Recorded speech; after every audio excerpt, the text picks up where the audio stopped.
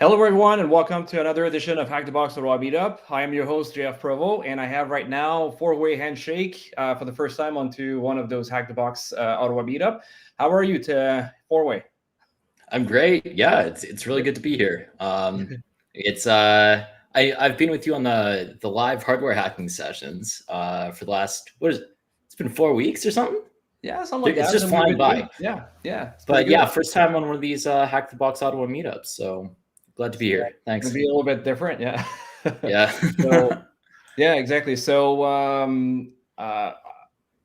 what I can say, like at this point right now, as you can see here, I'm into a different location. So apologize if the quality is not as much as I used to provide normally, but hopefully you can understand. At the end, we're still going to provide you the same exact type of content. So we're going to go much further. I just want to add as well that Steve was supposed to be with us, unfortunately sick. So we wish him well, and hopefully he's going to be able to recuperate very soon with this. So on this, again, it does not stop from being able to achieve and then go through the whole machine. So yeah, so for Way, I think that'd be very good at one point to probably mention that you've been very active, and you have also a blog post that sometimes that people could take a look at. So I don't know if that's something that you'd like to share at one point. That could be great, probably for a lot of folks to be able to. Yeah, you bet, man. Yeah. Actually, I don't want everybody to see behind the curtains too prematurely, but we just rooted this box, I don't know, like 15 minutes ago. So I'm going to be publishing the walkthrough for this box, hopefully tonight. Yeah, and it will be one of I think this one will make it 70 walkthroughs. So that you have so far. I'm a prolific writer. That's yep. That's good. That's good. Really happy to have you here. I just need to take a look here. We have the chat. I see. All right, we have Max that's there.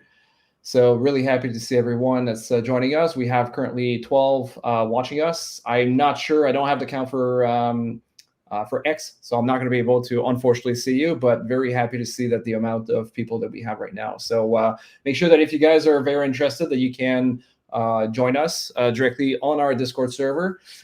Can you arrange the ticker just for joining the Discord server for me as I'm speaking right now? And that's going to be very good to be able to to invite people and so on, so they can, like, you guys can actually take part of it, because we currently have the enterprise platform, which is available. So if you need to get access onto it, join the Discord server, request access under the server channel, and then we'll provide that to you. Everything has been set up so you can follow along with us as we are moving forward. There's that. Additionally, as well, if you want to share codes or you want to share anything that's like links or something like that, I do encourage you as much as possible to obviously chat on YouTube or the platform of your choice. But ultimately, if you don't want to be blocked with codes or something like that, you go directly on Discord, and you should be able to provide your feedback in that sense, right? So hopefully we go and do it without any big kicks. We'll see how it goes. So I see.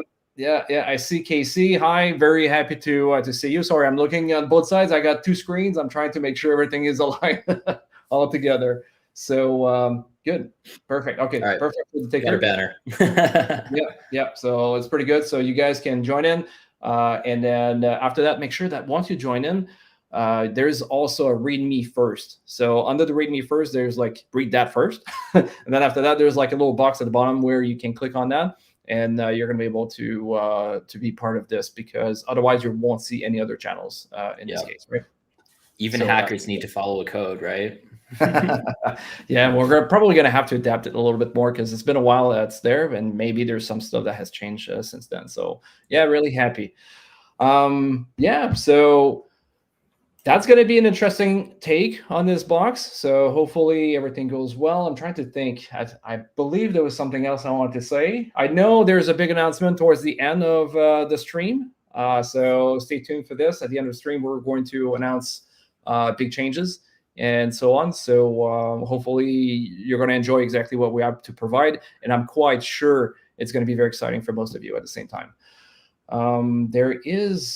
There is something else. Oh, I think I got one more voucher, I believe I can provide. So don't I'm going to check first, right? But I believe I can offer one voucher to the audience right now. Not right now, but eventually throughout the stream. So stay tuned for this.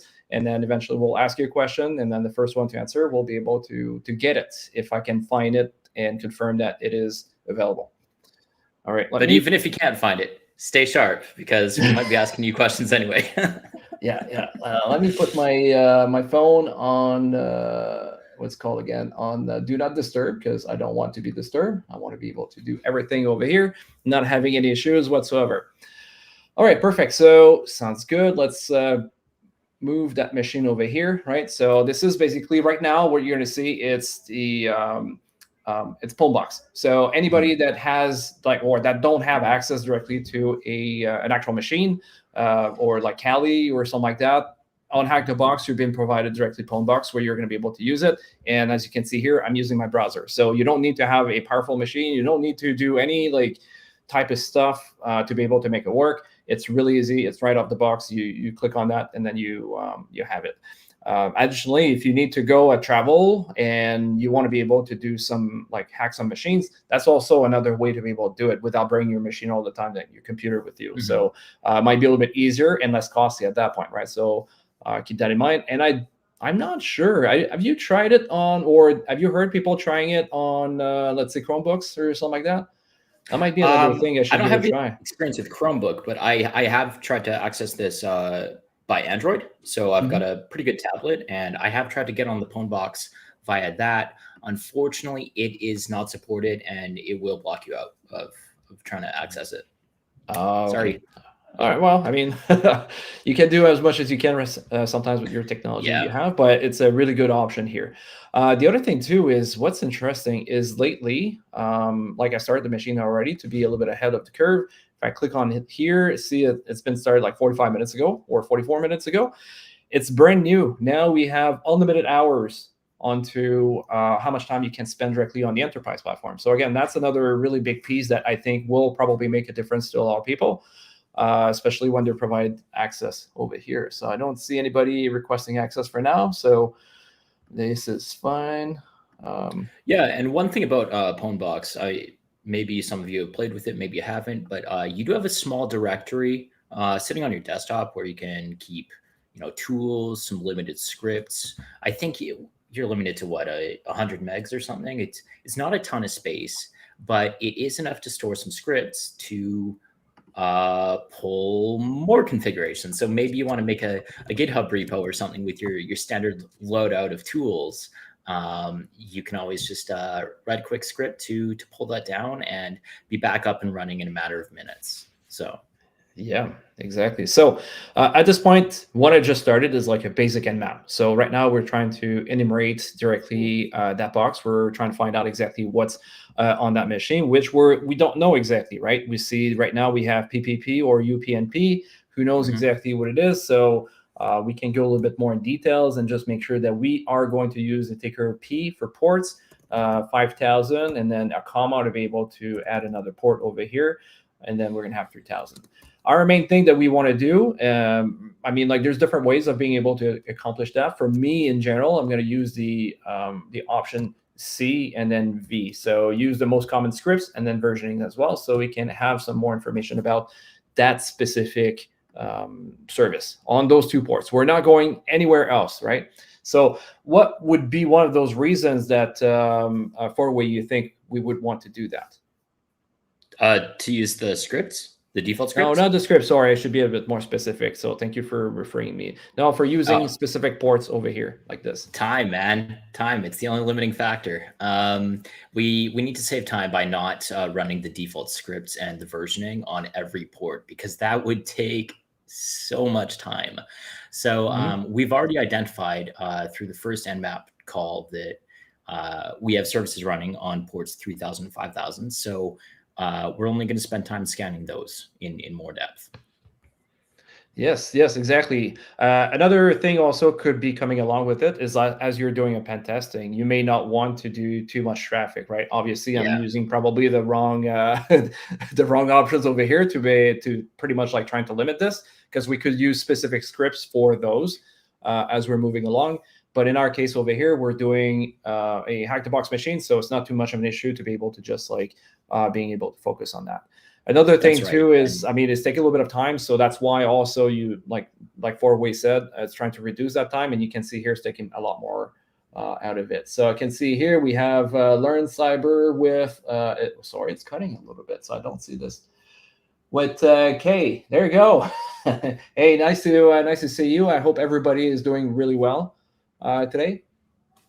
If I could just add, JF, the default scripts for Nmap are there aren't any that are really brute force heavy or will that have a potential for harm. So obviously I'm coming at this from a CTF perspective, not a pen testing perspective, but you're pretty safe to just use the default scripts. You can specify that you only want safe scripts if you want to do something like that, but the default scripts are a small limited set that won't really cause any damage to your target. Yeah, exactly. So right now, as we're looking at those two ports, we can see that we have most likely what it could be like two different type of websites, right? So I see here port 3000 seems to give me a Git probably, right? And then if we keep looking over here, we're gonna have port 5000 here, which is a Python, basically HTTP once more. So Ubuntu Mono, okay, that's interesting. That's just the text probably. Is there anything here that could be interesting? I don't think so. Doesn't seem that there's anything interesting. Okay, so not really. There's two different ports we can take a look. Seems to be two ports that are related to what's it called again, to HTTP. So we're going to take a look at them. However, what I'm very interested in is trying to find out if there's any other ports. So while I'm doing this, I'm going to press enter here. While it's scanning and going across all 65,000 plus ports, I'm just going to go over here and then start enumerating and do some other stuff. If for any one of you are doing exams and then want to make sure that you're going to be able to move forward quite nicely, because sometimes we're into a time crunch, we need to be able to manage our time. And that's probably one of those things that you want to learn as you're moving forward. So here, if I go to port 3000, which was basically part of like the first port that was available there, and then maybe point, I can get, yeah. If our runners are short on time, they might want to kick that port scan up into -T4. Because by default, Nmap runs in T3, which is really forgiving. For any CTF exercise like this, you are totally fine to run it in T4, and you won't miss any ports. If you push that up into T5, I think it's called like insane mode, that you might miss some ports, but T4, you're good to go. Yeah, it's like, I don't know if I'm going to see it here. Yeah, that's for sure. T4 is like the fastest one, is the one that basically you don't care about whatever is going on. I would say that the fastest you go, the higher the chance as well to be able to crash the machine. So you just have to be careful, right? Oh, there we go. So the higher the faster. You can go to T5. Yeah. And T5, you might miss some ports, you might hurt the machine, but T4, at least in my experience on Hack the Box, I've never had any negative repercussions. Okay, good to know. Good to know. So take a look here. We have powered by, like our goal right now is to be able to find, do some enumeration and understand exactly what's going on in front of us. We could also go take a look at the enterprise. We have a couple questions that we could also ask, right? Or that they were asking us, and we could also submit them to be able to go into a guided way, right? So think about that. T5, T5 baby. I mean, like, if you want to, that could be a good thing to just give it a try and then see how it goes. See if we're going to crash that server. The goal is to be able to learn, right? So if you don't try it, you don't see it. We talk about it, but we don't see it, right? So it's like a legend at that point. All right, let's give it a try. Let's see how it goes. This early on, we can swing for the fences. It's not like we have any open connections going. We can just, if we crash it, we reset it, right? Who cares? Yeah. It's gonna be fun. It's gonna be fun. So we have another port 5985, which is sorry, I was about to speak French. I have no idea what I was going to why I was going to do that, but yeah. So this one here, maybe at one point we're going to be able to log on through that specific port. So if I do this right now, and then I leave it for all the 1,000 ports just for now, we'll see how it goes. And then I do T5. Is it T5 like this directly? I think it's capital right? T. Capital T. There we go. For timing. Yeah. All right. So let's do this. And then SCV. Let's give it a try like this and see what's going to be happening. Or if this one here is going to be slowed down. Who knows? All right, sounds good. So now we have some version here. If you give me 1 second here, we have a version here that could be very interesting. I'm going to keep enumerating the website as 4-way speaking. I find it's most important to really kick it into the high speed for your port scans, not the script scans. The script scans, you know what? Run them in T4, it's fine. But if you're gonna push anything into T5, it should be just specifically the port scans. When you're checking all 65,000 ports, that's when you gain the most from running it really fast. Yeah. So here, it seems that what we have here is something that might be like a Git where there's like a bunch of different things in here, like applications. Like if we go take a look here, there's a code. At this point, I'm not too sure if I know, like if it's going to be a way in or so on. I'm not too sure for that. So that's something we're going to have to take a look at a little bit later, but could potentially be an area. So this web app, it might be familiar to some. I'm sure everyone that's watching has heard of GitHub. Gitea is what we're looking at. It's think of it like a little self-hosted GitHub, right? Yeah, pretty much. Yeah. I think it looks very much the same the way it is, right? So we have like pull requests, we have a bunch of stuff. I think we have something that we can actually copy content. Where is it at again? Well, we can do the raw, if you guys can remember. A lot of times people, well, at least me, I'm going to be using it to be able to pull the text out of it and then just do a wget. So that's one of those things that we're going to do. And we should be able to do like a Git clone or something like this with this. I don't know if it's allowing us to do that. I don't see it here. Main. No, I don't see it here for now. You can copy the. There's a little copy button right above the code pane. Yeah, that's the one. Yeah, just copy. That's the one. Kind of GitHub. Forgot that was right there. Yeah, so same syntax exactly. Highly doubt it will crash. I'm just being funny. Yeah, I mean, like we saw here, it's not crashing at all, but that would have been interesting to see it crashing. But that's good. I don't think we're going to get more than this though. Good. All right, so if I keep going over here, it seems that we can compile stuff. That can be very interesting potentially. Not compile, sorry, we can pull with the Git most likely. So if I come over here and I do, let's say, a make dir compile, is it compiled? I can't remember exactly. That's compiled, right? Yeah. All right, there we go. All right, so you see here, there's nothing in this folder. So if I do I'm just going to bring this up a little bit so it does not confuse you guys too much. Git clone, and then I paste the this over here. Oh, it's almost there. Almost there. Those typos on live streams, it's fun. All right, so we press on enter, and then we can see here everything is being cloned. Right, so it should be good to go. It should not be too much of an issue. So what I'm going to do here, I'm just going to remove all of that because I don't think it's really useful in this case right now. So RMRF, just make sure that you don't do with a slash because otherwise you're going to be crying, especially with your machine, right? And then we see here, I got rid of it. All right, so let's move a little bit more towards the maybe another one. We can see that there is potentially a calculator there that has been done. What could go wrong? I don't know. We can see here the type of code that they've been using. So that can be interesting for that we can think about. If we are taking a look, programs declare 3 variables and so on. Here, enter first number, because that's the usage. And then here, 245.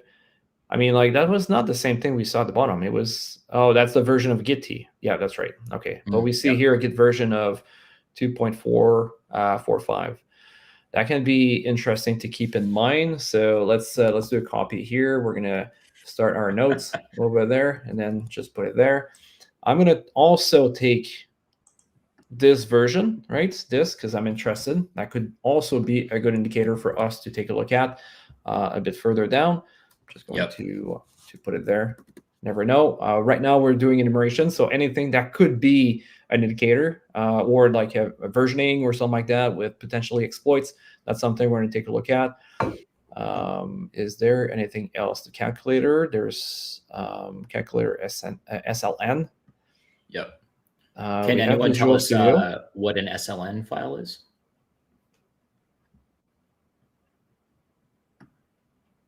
It's not too important yet. We can move on. Yeah, if you see the answer, just make sure that you let us know. Yeah, you bet. All right, so here I see that there is potentially maybe Visual Studio solutions in there. You can see here that we have a project that has been done most likely with it. I don't know if that's going to be an indicator for now or later. Maybe that's something I can just like probably just take here. Let's copy the whole thing and we're going to put it there. Okay. What else can we find over here? You did clone the repo, right? I cloned it, but I deleted it with the RMRF. If you can remember, I can clone it again if there's any need. May as well clone it. It's better than copy pasting individual lines. We've got we can clone the whole thing, right? Oh, we can do that for sure. Let's take a look. Is there anything else here that could be of interest? I don't think there is anything. Seems that I don't see anything there. Visual Studio File. You got someone here says Visual Studio Files or Workspace SLN. Is that the answer? Yeah. With K. That's perfect. There we go. Let's say click on it. We are going to show the answer here. Oh, yes. On screen. Perfect. Okay. All right. Let's keep going with this. I don't see anything here that seems to be interesting, specifically in this one. Should we check the other repo? I already did the other one. Okay. Yeah, I was already in the other one. I took a look at a couple things that could be interesting. We see C++ over here. We see again another project that seems to be there that we can take a look if we wanted to. That's the filters. So there's not much over here that's going to be interesting for us. And then the main .cpp, which is C++, that's exactly probably the code that we just saw a little bit earlier, but like into an actual file. Again, nothing really to see, but probably indicators of where we're going to have to start taking a look at eventually, right? So did you have anything else that you wanted to, that you saw? Well, we didn't really take a great look through app.py in the other repo, which is where the code is. Okay. It might be worth looking through that a little more finely. So what are you seeing here that seems to be a good indicator for the folks that we have here? We saw right from the Nmap default scripts that it was Werkzeug Python. So that's a really, really solid indication that it's going to be a Flask server. And that is exactly what we're seeing in app.py. So what we see here is the definition for a really, really simple website where it takes HTTP GET or POST to the root directory. And then what's it do here? So it takes a single value from a form called repo URL, and then it opens up a file, right? And then we're writing into a file. We're taking that repo URL parameter and writing it directly into a file. That's not super common. We don't see that all the time on a web app where you're taking a user-controlled input and writing it into a file. So this is, I would call this a pretty major red flag, and we're going to want to pay attention to that. But for now, we just log this in our head. Okay, we've got a website, and that's how it works. And that is literally all there is to it. If we can take this file at face value. Yeah. The rest of it is opens up the HTTP listener and typical web server stuff. Yeah. So what could be also interesting is the fact that there's a user here, right? Or at least that's how it looks like. Insecure code identified. What part of the secure code for you think is the most, I'm not saying for you, for what I'm talking about the audience here, it seems that Casey has probably a point. What would be the part that you think is the most insecure or insecure? No, that's what it is. Insecure. Insecure. Yeah. Yeah, there you go. I see here we got somebody new that first time I see you, Blizzard FPV. Happy to see you. Happy to meet you as well too. It's very cool to have you around. And everybody else that are not talking right now, we have 15 people that we know for sure are from YouTube. So make sure that if you are not directly on our Discord channel, then you can come or the Discord server. You can join us. You see the code at the bottom, and then happy to be able to chat with you on YouTube as well too. Good. All right. So we can see here we can write to the repo server. Yes, that's a good point. Yeah, very good point. Exactly. Whenever you can write into a file, that's it's definitely something that we should investigate. We're also rendering a template, which if you've been around the CTF block a little bit, this should be prompting us to go look for a server-side template injection, an SSTI. So our next stop should probably be index.html to go take a look at how those parameters are entering the template. Yeah. All right. Oh, you wanted... No, you're saying like eventually that's what we would have to do. Let's do it right now because we want to do it right now. How the parameters are, how it's calling the template, right? You're talking about like coming here. Say again. So in app.py, we can see how it's opening the template. Oh. Right? Okay. There should be a render call. And that's the one you're talking render about. template, okay. And it's passing two parameters: error equals error and success equals success. So now we go through index.html and we find out how those two parameters, error and success, get rendered onto the page. Error and success. I see services.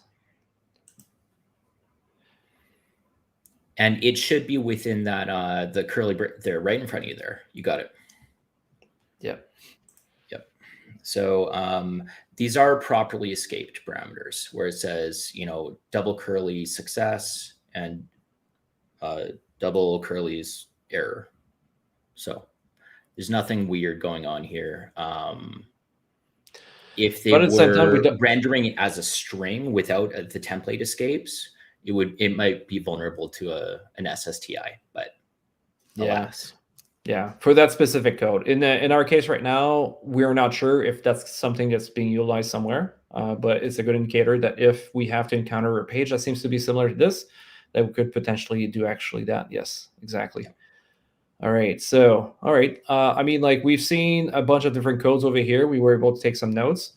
If it was me, I would probably start either registering or we can take a look at the other code in the meantime. So there's two different things we could take a look at.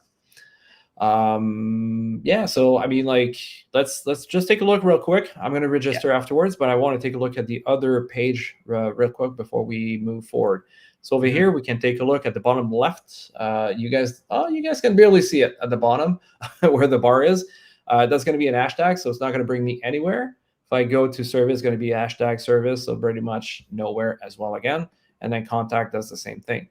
But it seems that we have compiled your code, so enter the Git repository to be able to do that. So what we could do in this case here, we could do HTTP and see exactly how the page is going to be done. So 1010, what's my IP here? Because I change once in a while. So let's take a look. Now 14.2, there we go. Just to check, JF, what's this form called? Are we looking at exactly what we just saw in index.html? Because it sure looks like it. Or it could be. It could be. I'm not sure how hot you guys are with reading HTML right off a page like that, but yeah, it sure looks like what we were just reading to me. Yeah, you got quite a lot of experience with coding and so on, right? Which is not exactly my forte here. So having for a way around, it's a very good plus for our content over here. So if I press enter, I guess I need to change also the port over here. Let's just bring it on the side there so you guys can see as I'm going to actually do that. Is it going to? There we go. Okay. So now it's waiting. I just need to give it a port, 8000, and we are going to hit submit. So are we getting something? Ooh, something didn't work. So HTTP, did I do something wrong? So 14.2, 8,000 test Git. I think I got it right. It should be going there. I'm not sure about the pwn box, but at this point, I always check, is my firewall blocking it? On my Kali box, I run UFW by default. So it's always good to check, is my traffic or my payload being blocked by UFW? Yeah, probably. Oh, there's already one there. Yeah, that's right. They do that over here. It could be that directly, but I think it's probably that server over there. So I'm going to try the same thing, but I'm going to try with 81. Or what other ports could we use that could make sense? Is there anybody in the audience could think of a port that could make sense that is most likely being used normally? Because this one seems potentially, like for what it told us, potentially is blocking us. Hey, Jake, happy to see you. We're doing great. We're doing great. There's lots of stuff going on at the same time, so it's a busy time. Maybe 1337 could be used, 8080, yeah. But Maybe. What other port? Because those ones are not the most common one that we're going to get. Normally, what is one of those common ports that we could use that the likeliness of it is not being blocked? If port 80 right now is not available because I'm running something else in the background. And as a result, we want to think about what are some privileged ports, ones that we're going to need. That's interesting. There's a delay. Learn cyber with K. That's a solid. That is a very solid suggestion. That last one. Yeah. Good job. What another one as well that could be open? I love using DNS. Yeah, that's the one. Exactly. That's the one I was looking for. Exactly. Right. Normally, normally any website or anywhere you're going to need to go, you're going to need DNS. So DNS should be most likely open for whatever reason, right? The case may be. So what's interesting, I don't know if you realize that far away, but there's a delay, right? So I click on submit and then eventually it came up and we can see here that happened. So it took probably a minute or so to be able to render and then do everything else. So that's probably something that we can take a look at. Now, JF, if I could just, if you could humor me for 1 second. Discord link expired. That should be working. Hold on. I'll check that out for you. While you're talking right now, you can check it out. I will check it out while you're talking. Okay, sounds good. Yeah. So something I really like to do when I'm first getting the target to call back to me over HTTP is I like to use a server that will show all of the headers. So by default, you can use a PHP dev server for this. So that's just PHP-S and then the address that you want to run it off of.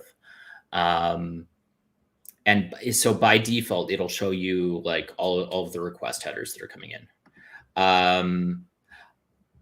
I'm gonna do a little self-promotion here for a second. I actually have a repo that wraps around Python's http.server that does this type of thing. It's also real useful for exfiltration of data, usually over base 64. So it'll automatically decode stuff. And it's also good as a file upload server too. So I will pop that in the YouTube chat. I guess it might block the link, but we'll see. Well, if it blocks the links, let me know, and then I can probably try to push it here. All right, so if I just give it a try real quick, put it here, I should be able to. There we go. If I press enter, does it say expired link?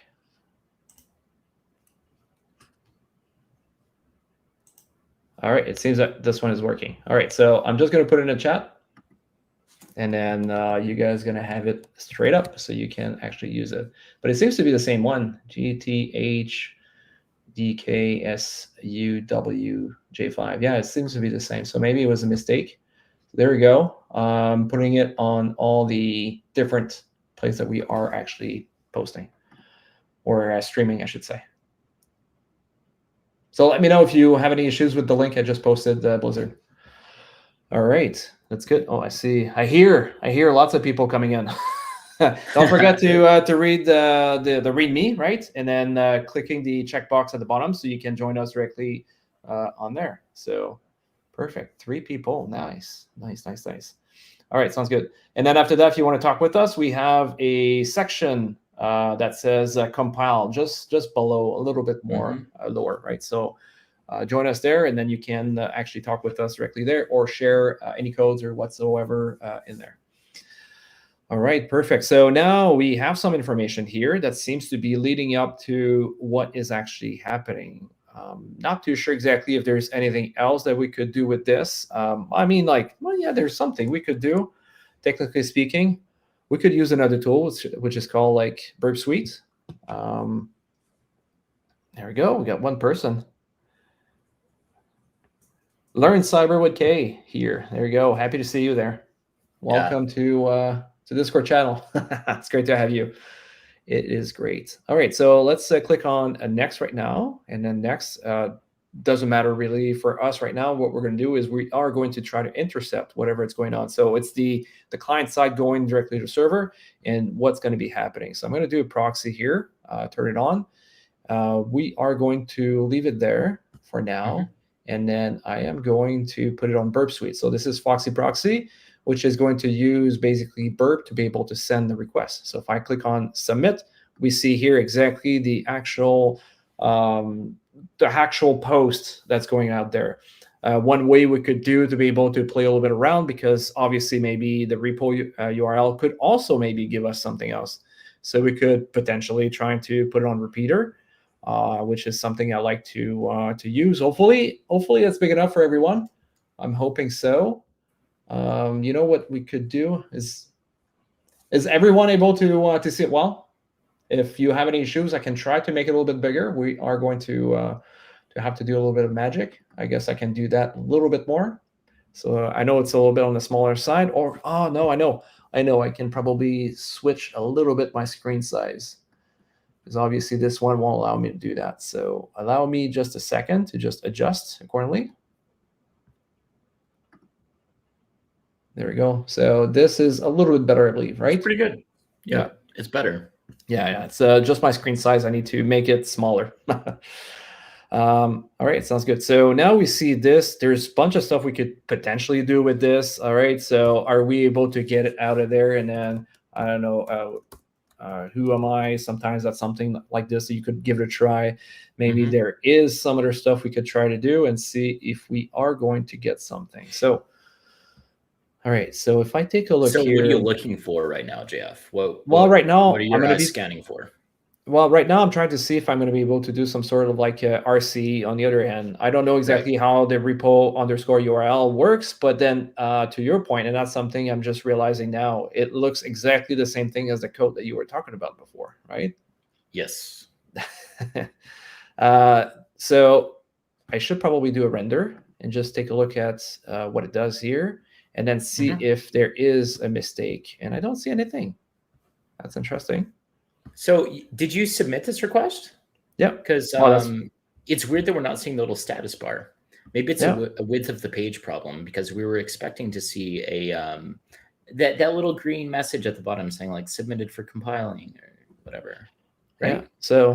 Yeah. So the other thing I could do, is come back here, right? Remove Burp Suite real quick, put it on disable, and then just take a look at what it does if I do this, right? Because this is basically the same thing I just did. If I click on submit, is it going to do anything there? So here, is it still on Burp? I thought it does it. Yeah, it's disable. We just made a bit of an assumption, right? We made an assumption that the front end isn't doing any sanitization on our inputs. So it's pretty normal. Yeah, see, there you go. Invalid Git repository. Now, did that go through the proxy, Jeff, or did you have your proxy turned off? But proxy's turned off. But what I'm going to do, and that's something I really like to do, is if you come here, you can do, let's say, a search. You put that there. Whoops, the other cable, the other thing, and then I'm going to do a auto scroll to that location.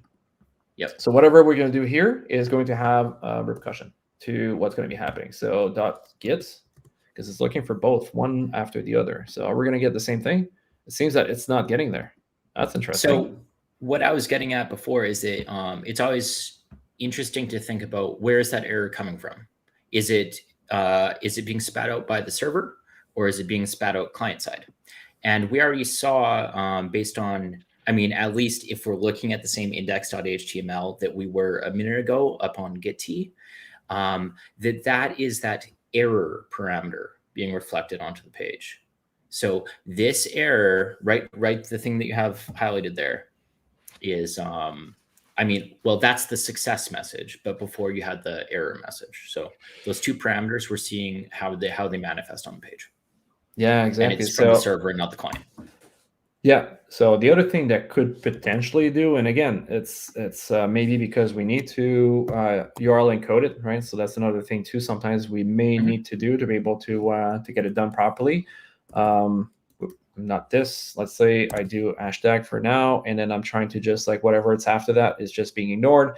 Stuff like that you could use and do. Obviously, it's probably not going to work in this one because according to the code, as far as I can tell you, it's probably just like something that's not going to work at all. But it's worth like for you if you don't know how to read, it's worth for you to be able to. Well, okay, let me rephrase this: not how to read, but how to read code. There's a big difference between the two. But we can see here it's still working. However, we're not getting anything that goes outside. Is there something else that you'd like to give it a try normally with this, or that be your first instinct for a way to go through? I mean, I think you were right to just try some quick and dirty command injections.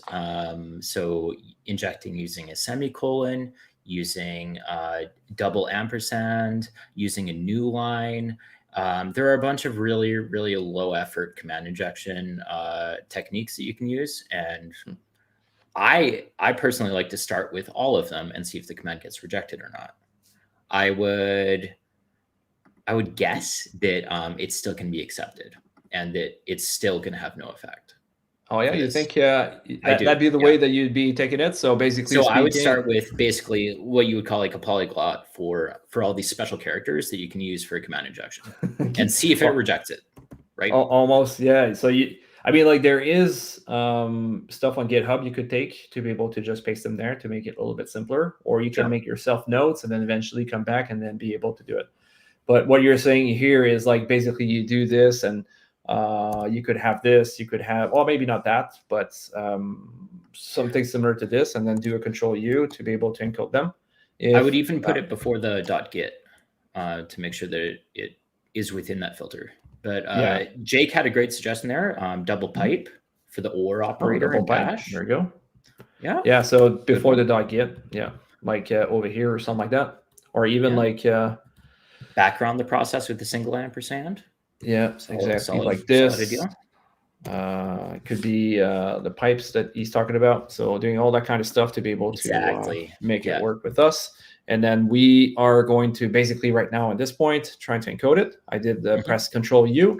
Then after that we can do a send and then see if it's going to actually work. Because right now we're not getting any errors. But again, it does not mean that it actually works. And we don't see any return that seems to be pointing out to like an actual user. So it's a possibility that the injection that we are currently trying to do might be either not feasible. Let's say you don't take a look at the code, or might be more complex, right? So there is potential over here that we can take a look at. Yep. But if you know what, once you try to go up to an extent of where your capacity, or at least your knowledge is, it is good sometimes to just take a break from that perspective and not just bash your head directly on the keyboard, right? So if you think about the fact of going somewhere else and take a look at other options, this is where you're going to be able to go a little bit further. And the other thing too is, as you're moving forward, you're going to have a lot more options or a lot more thoughts about what is your next step, right? Yeah. I'm very guilty of going too deep too soon and and just like really diving in at an issue that that isn't actually present. So I think, yes, you're making a very smart call in that we should take a step back, broaden our sights for a little bit and reevaluate what we can play with.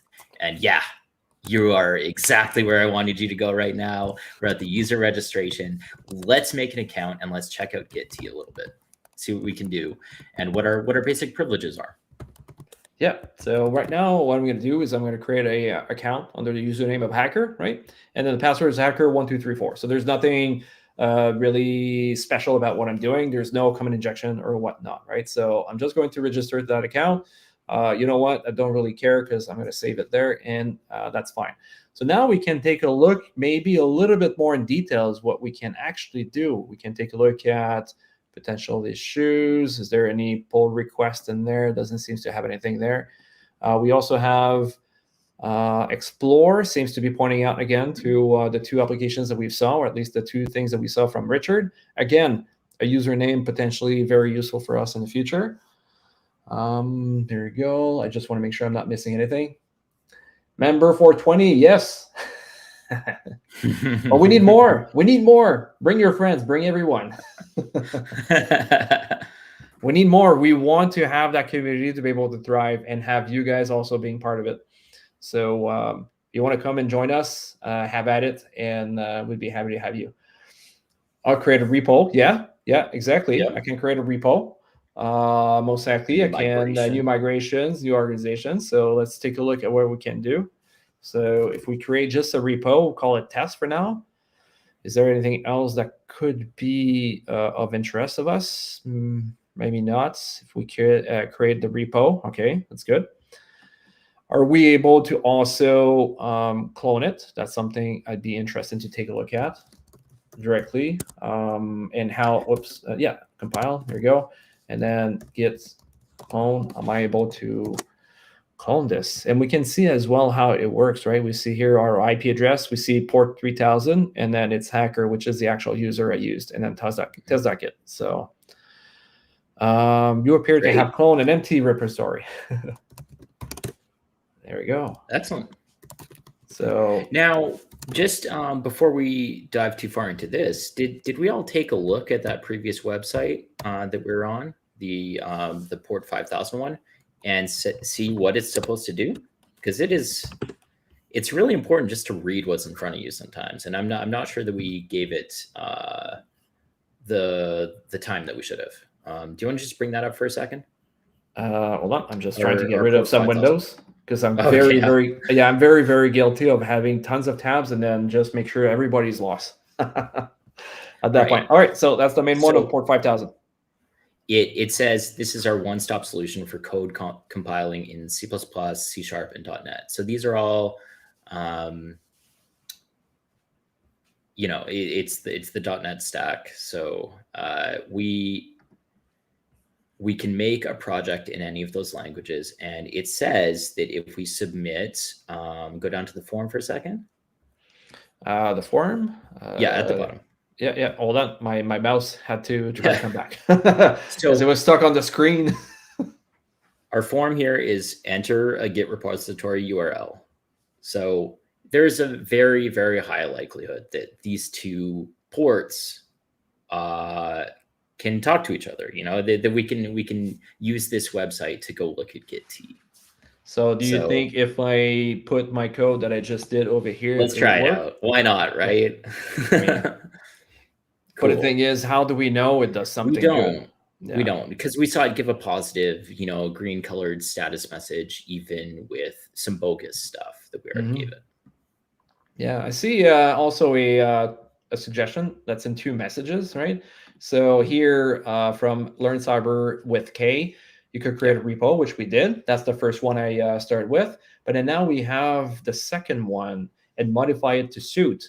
And what do you mean by that? That's a very good question I have for you, and trying to figure it out exactly what you think we could do to follow suit that would make sense for us. Because at the end, I'm not too sure right now where we can go, right? If we just take it this way. Okay, so I don't see anything that seems to be happening over here. Does it tell us exactly what could be happening with that? No. So git push, view origin main, pushing. No. I don't really see anything that seems to be pointing out to something that could be of interest. One of those things that we can take a look, and that's part of some of the notes that we've taken earlier, right? So if I come back over here, we take a look at the Git version. We have that, but we have also Gitea. What do you wanted to say? That I'm glad you saw that super early, but I actually didn't see that little tidbit of information at this point in time when I was running the box. And this is why I was encouraging you to run the PHP dev server, so we could see headers coming across into our HTTP server. What? The request headers are important here, and we can't see them when we're using just the Python http.server. It leaves out some sometimes important information. So I would encourage you to either run it through. Yeah, I mean, this works too. We want to see when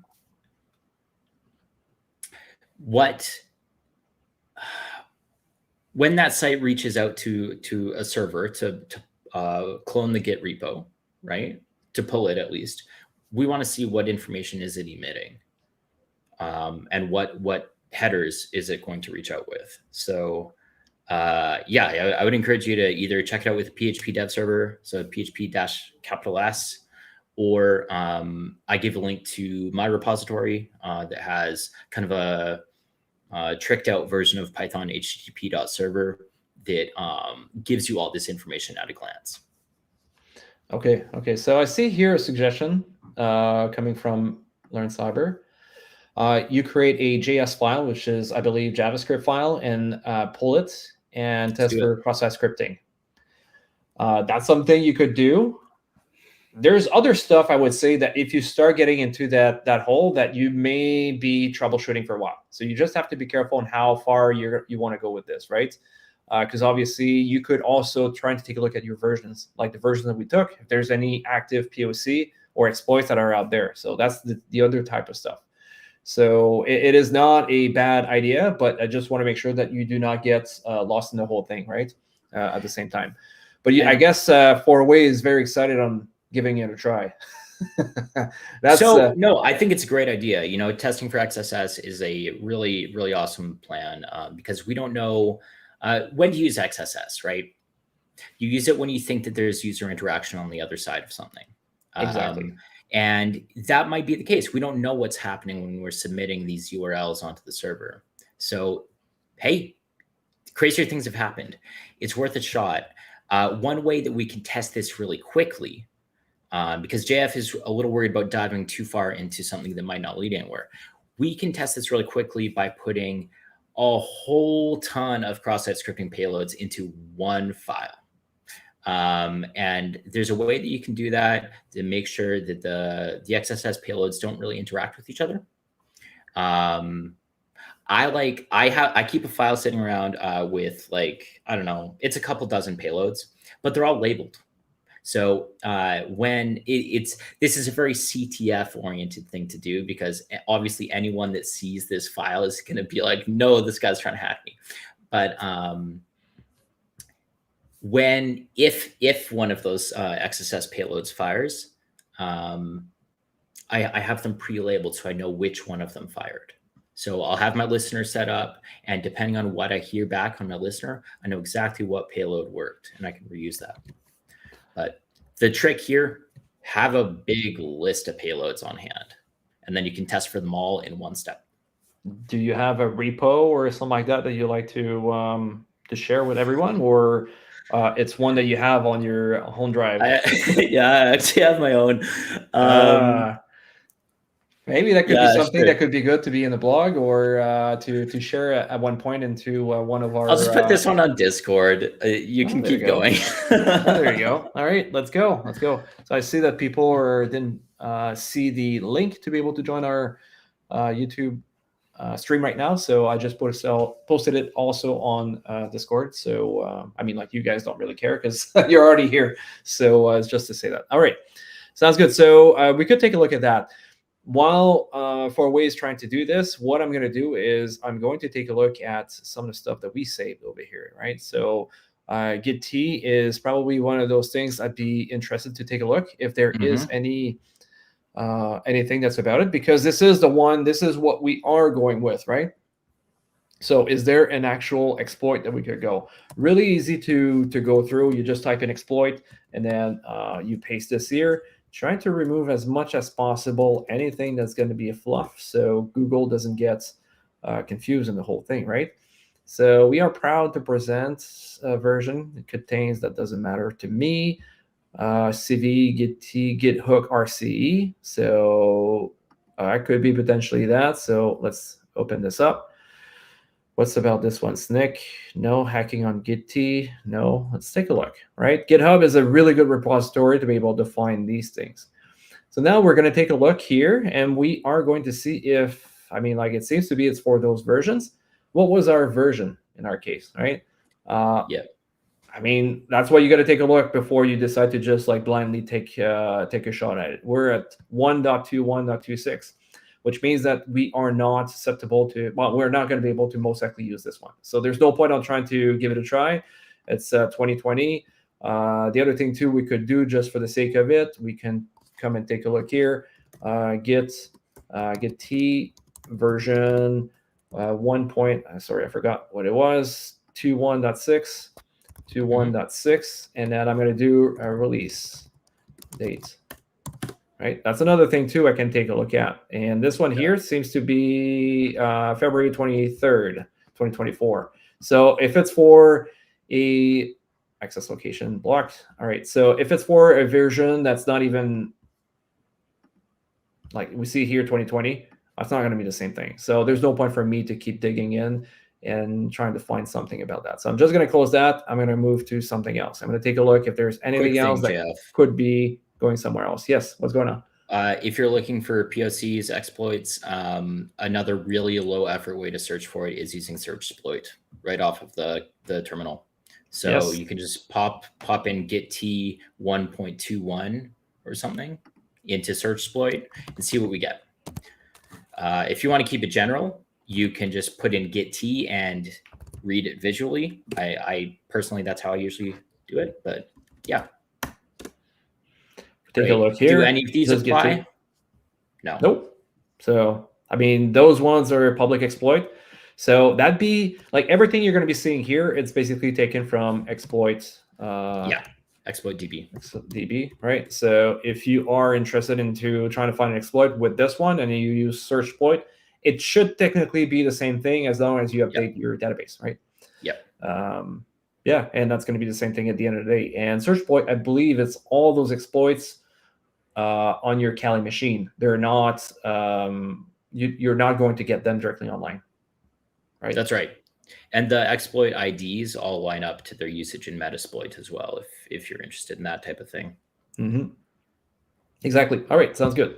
So now we don't see anything that seems to be popping up. So I'm going to go to the next one. The next one, I'm not too sure exactly why this one could be something of interest, but at the same time, we are using Git to be able to pull something. So maybe there's something out of it that I'm skeptical that we are going to get something out of that.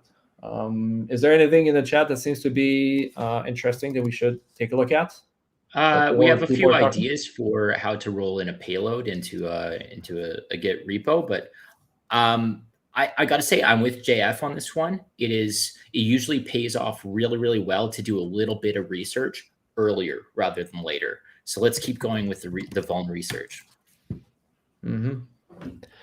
All right, so now we're taking a look at that, and I can see here May 19th. It's just a little bit after it has been released, right? The version that we looked. Oh no, this one is different. It's not the same thing exactly. Maybe we can take a look. It doesn't say the actual version, but it's a little bit more recent. So let's take a look and just see what is the actual release date of that, right? Just for the sake of it, and then we're going to do release date and see, do we have anything here? April 29th, 2024. So that's security bug fix. So that could potentially be out of interest, right? For us. Good. Take a look at, because at the end of the day, we don't want to lose too much of our time digging too long. And then if I click on this here, exploiting the CVE 2024 RC via Git clone. So it seems that we are going to potentially, if everything falls all together, get remote code execution here, right? Mm-hmm. For those that are interested, maybe I can probably paste this code over there if you want to read it with us at the same time. I'm going to put it into the messages here and then press enter. Hopefully it's going to go through. You let me know if it does not, but you should have it now. Yeah, I think it went through. Okay. Looks good. All right, come back, my mouse. All right, so what's the fun of just reading about RCE? Okay, that doesn't matter for me. Okay, so I search online and see that there was any public POCs for the CVE, but came empty-headed. Okay. Is there anything else? Workaround. If symbolic link support is disabled in Git, the describe attack won't work. So that we're not sure 100% if that's going to be a factor. Is there anything else here? Now, your cursor is right over a very important point. Oh, it moved. was a second ago. One paragraph up, right above the symlinks header. Yeah. So he says there's a catch. This works only on case-insensitive file systems. And what's our target? Can anyone tell me which of the two families of operating systems, Windows or Linux, is case insensitive for their file system? So, I mean, like capital text.txt is different from lowercase text.txt. Mm-hmm. And what could be a good way to find normally a machine that we are attacking to find if it's a Linux or a Windows machine? Does anybody have a good way beside, how can I say that? Beside Nmap, for example, right? Let's say we don't want to use Nmap at all. How can we figure it out which machine that we are going to attack? There's one particular way I've been I got you, JF. teaching. Huh? I got you. I'm yeah, with you you. got me. Yeah. There's one particular way that most people should be able to figure that out. It's not if fail safe or foolproof or whatever you want to call it. But there is one way to be able to do that. Yes, it's a Windows machine, that's for sure. Okay, That's right. but how can you figure it out? It's a Windows machine. I wouldn't say Netcat. Netcat, unless do you think for a way there's a way with Netcat to do that? I think there's an even simpler way, and it doesn't even use an application layer protocol. So why don't you just pop it open, JF, and show us?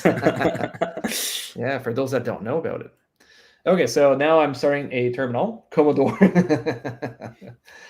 All right, so we can use ping. David, yeah, buddy, you got it. Oh yeah, I didn't see David. There you go, our big guy. This guy is a champion. He comes here at every meetup that we have. Great.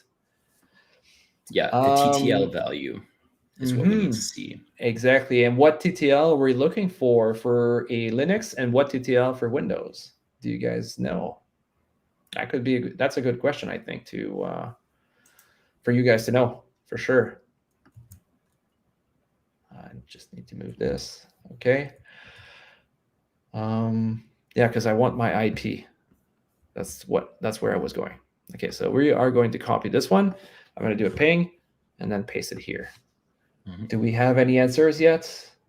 None yet. Been a while. No, huh?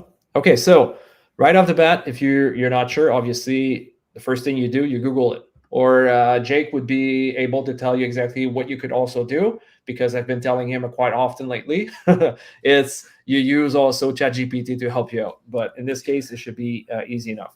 So or we're just looking ping around. Yourself. You know, it's a good thing to do on a Friday night. Just ping yourself.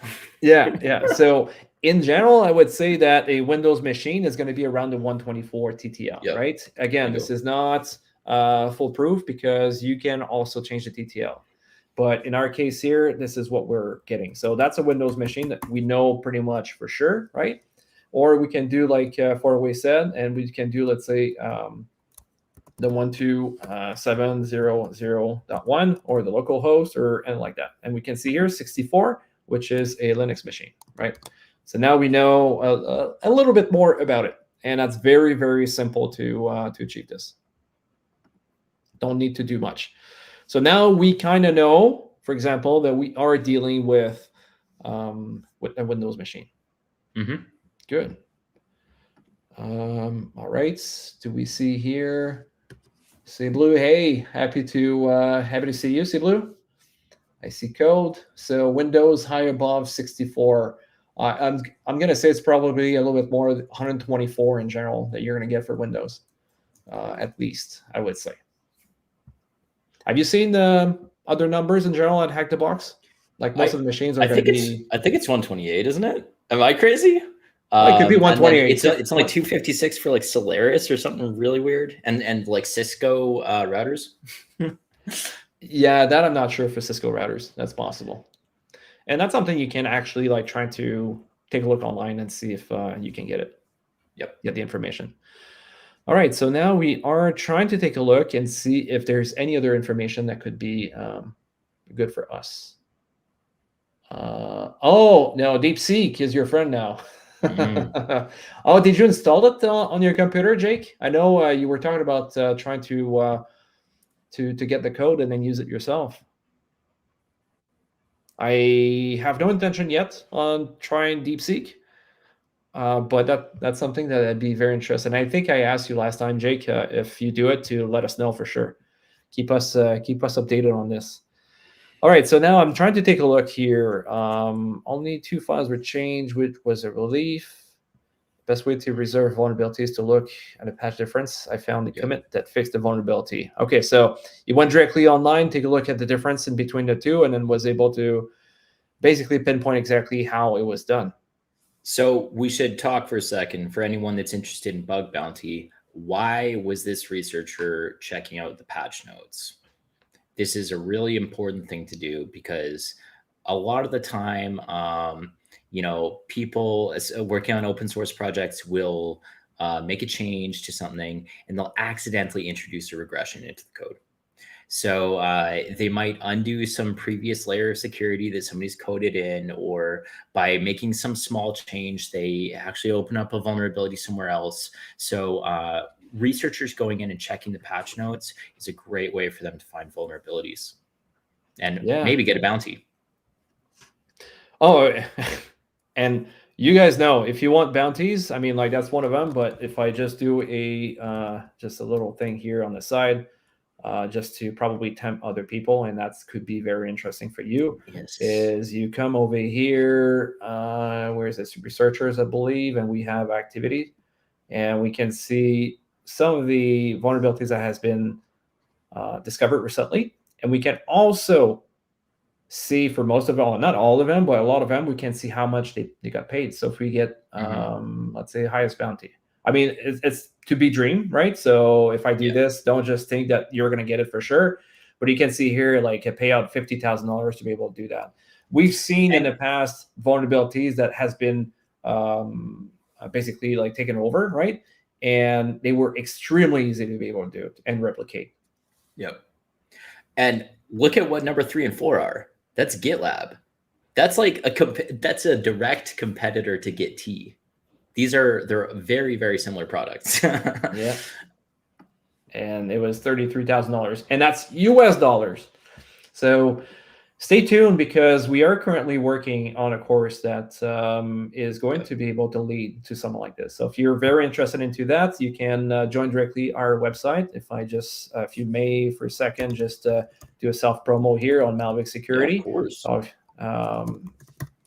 .com, right? You come over here and you just basically come and subscribe over here, and whenever we release the course, you're going to be able to join us. You can see here, you put your name and email, and we are going to make sure that we let you know whenever it's going to be online. All right. So, and we are looking at going directly to bug bounty eventually. So that's something that you guys could be very interested in.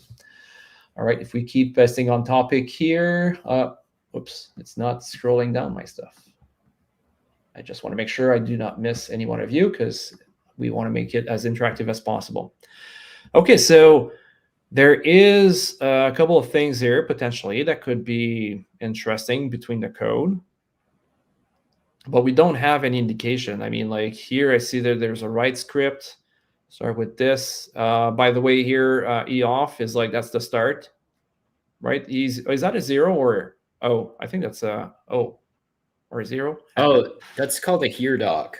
Yeah, it's a way to write say the file. beginning and then the end. Yeah, so everything between where he says stream in EOF all the way down to the next mention of EOF, that's all going to end up in one file. It's a I don't know, what would you even call that? It's like a trick for writing multi-line files when you're on Linux.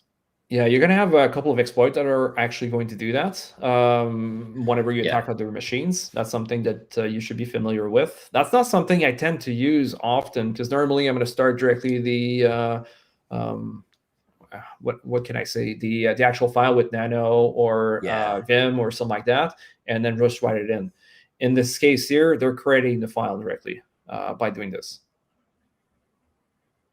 I don't know if there's anything else in here that could be of interest. So global configurations. Okay. Init hook. Setting up the hook repository. Okay. Initialize a new repository name hook. Telltale. Setting up the main repository. So sorry, sometimes you have to read a little bit and see what's going on. So it seems to be doing a captain here. So it did a repo of captain and a repo of hook, right? As we can see, and does a bunch of different things. I'm not too sure exactly what they are 100% because I'm not super familiar with Git. I know a little bit what some of them do, but not 100%. Yeah, personally, I almost never initialize a repo from the terminal like this, but that is what's going on here. He's initializing a repo. He's also adding a submodule. So there's an existing repo elsewhere called hook. And then could you bring us back to the code for a sec, Jeff? We'll try to walk through it for a second. This one here? Yeah. So we're setting up captain, right? And then adding the hook repo path as a submodule within captain. You do this when you want a repository that references another repository, right? Without making a fork. This is a way to integrate someone else's code. Yeah. All right. And then we're committing it, and then it gets a little weird, if I'm being honest, right? You do some really weird stuff that is only particular to Git, like setting up the 120,000 file permission. Don't worry too hard. This is super specific to just Git. Yeah. So obviously there's lots of stuff going on over there. To be honest, I do not know 100% all of these stuff are they're happening, but it seems to be making sense up to a point, right? If we keep going here, we see here testpat is missing. Telltale, okay. Verify that Telltale does not exist initially. There was one important line in that little code block that you just passed, is the git clone recursive. Why do we use the recursive argument? That means that it's not just going to clone captain. It's also going to clone submodules within captain. And we already showed in the previous code block that hooked was added as a submodule within captain. So it's going to get both of them at the same time in the same operation. Yeah. All right, let's keep going. Oh, can you guys hear me? Yeah, okay, good. I was unsure for a second. I was worried. All right, so let's keep going. We're getting the RC. Okay, I think we're getting to the juice now. I'm getting more excited because obviously coding is not my my cup of tea. I don't mind reading it, but your cup of Git tea. Yeah, I get bored. Oh, such a bad joke. Oh my god. And you got tea as well with us. There we go. we got budget here now, right? I mean, there was we're a high production team. Yeah. Which one did you use? We can use a second. There we go. Have a second one. or we can try to encourage you and do this too. There you go. See? Let's laugh as at four ways joke. There we go. All right, so now it seems that is the final version of my script. Added comments for clarity. So he does a couple things, and that's something probably we are going to do. Are we going to do it exactly as that? I don't think so, because we are not going to hack ourselves. We are going to hack somebody else or the website that we want to go through, right? So there's a couple of things here we are going to be able to pretty much copy and paste and do. And there's some stuff here we are not going to do at all, right? Can In you our case highlight here, for we us are not. just the payload? Yeah, great. Yeah. This is the important juicy bit. Yeah, we don't want calculator. Don't want that at all. Okay. Interesting. And actually, we can see that he's testing this on a Mac, right? Because he opened calculator.app. You know, not calc.exe. I saw exe open. I saw exe somewhere. Am I blind? No, you're right. Oh, both. Is that? Oh, yeah. I see. Yeah. Okay. There we go. So could be interesting. Maybe that's for Mac. Maybe that's something I can also give it a try if I wanted to, but I'm not. All right, let's keep going over here. I think we're at the end here. Yep. So see here, he's pretty much showing us how it looks like. So whenever he does it, he's going to be able to get the calculator to show up. Mm-hmm. And we can see here directly for Mac, it's going to be the exact same thing, right? So working POC. All right, so it's a lot of reading, right? So just get into the habit of that, because unfortunately, that's how you're going to be able to deal with it. But we can go take a look here if we just like open a new tab with this, right? And then I'm going to come here and take a look at it. DeepSeek might help. In what case would you use DeepSeek to be able to help you out in there? What question would you have directly for this? And that's a question directly from Cody. DeepSeek might help. And that's what we need to figure it out. What would be like, how helpful would it be to be able to do that? And what information are we looking for? Are we just looking for to be able to put the website there and read it and then tell us exactly what to do? Like, what do we need to do? Okay, so this one here seems to be potentially like even the POC, as we can see here, create POC. And then it seems that we have pretty much or almost everything over here. But I don't think we're going to do exactly as that 100%. So don't use DeepSeek about CTF. This will not help you build logic. It's true, but it might help you understand what's already written in front of you. So exactly. It might not help with the writing part, but it might help with the reading part. And asking an LLM to interpret some code is often a really fast way to absorb what they're saying. Is that right? Okay. What do you think, Jeff? Sorry, I missed what you said. Can you say again? Using an LLM to interpret code that's in front of you that you might not want to read super thoroughly. You can ask it, hey, what does this mean? And then paste it in. Yeah, exactly. I'm using it. I'm guilty of that, right? Yeah, me too.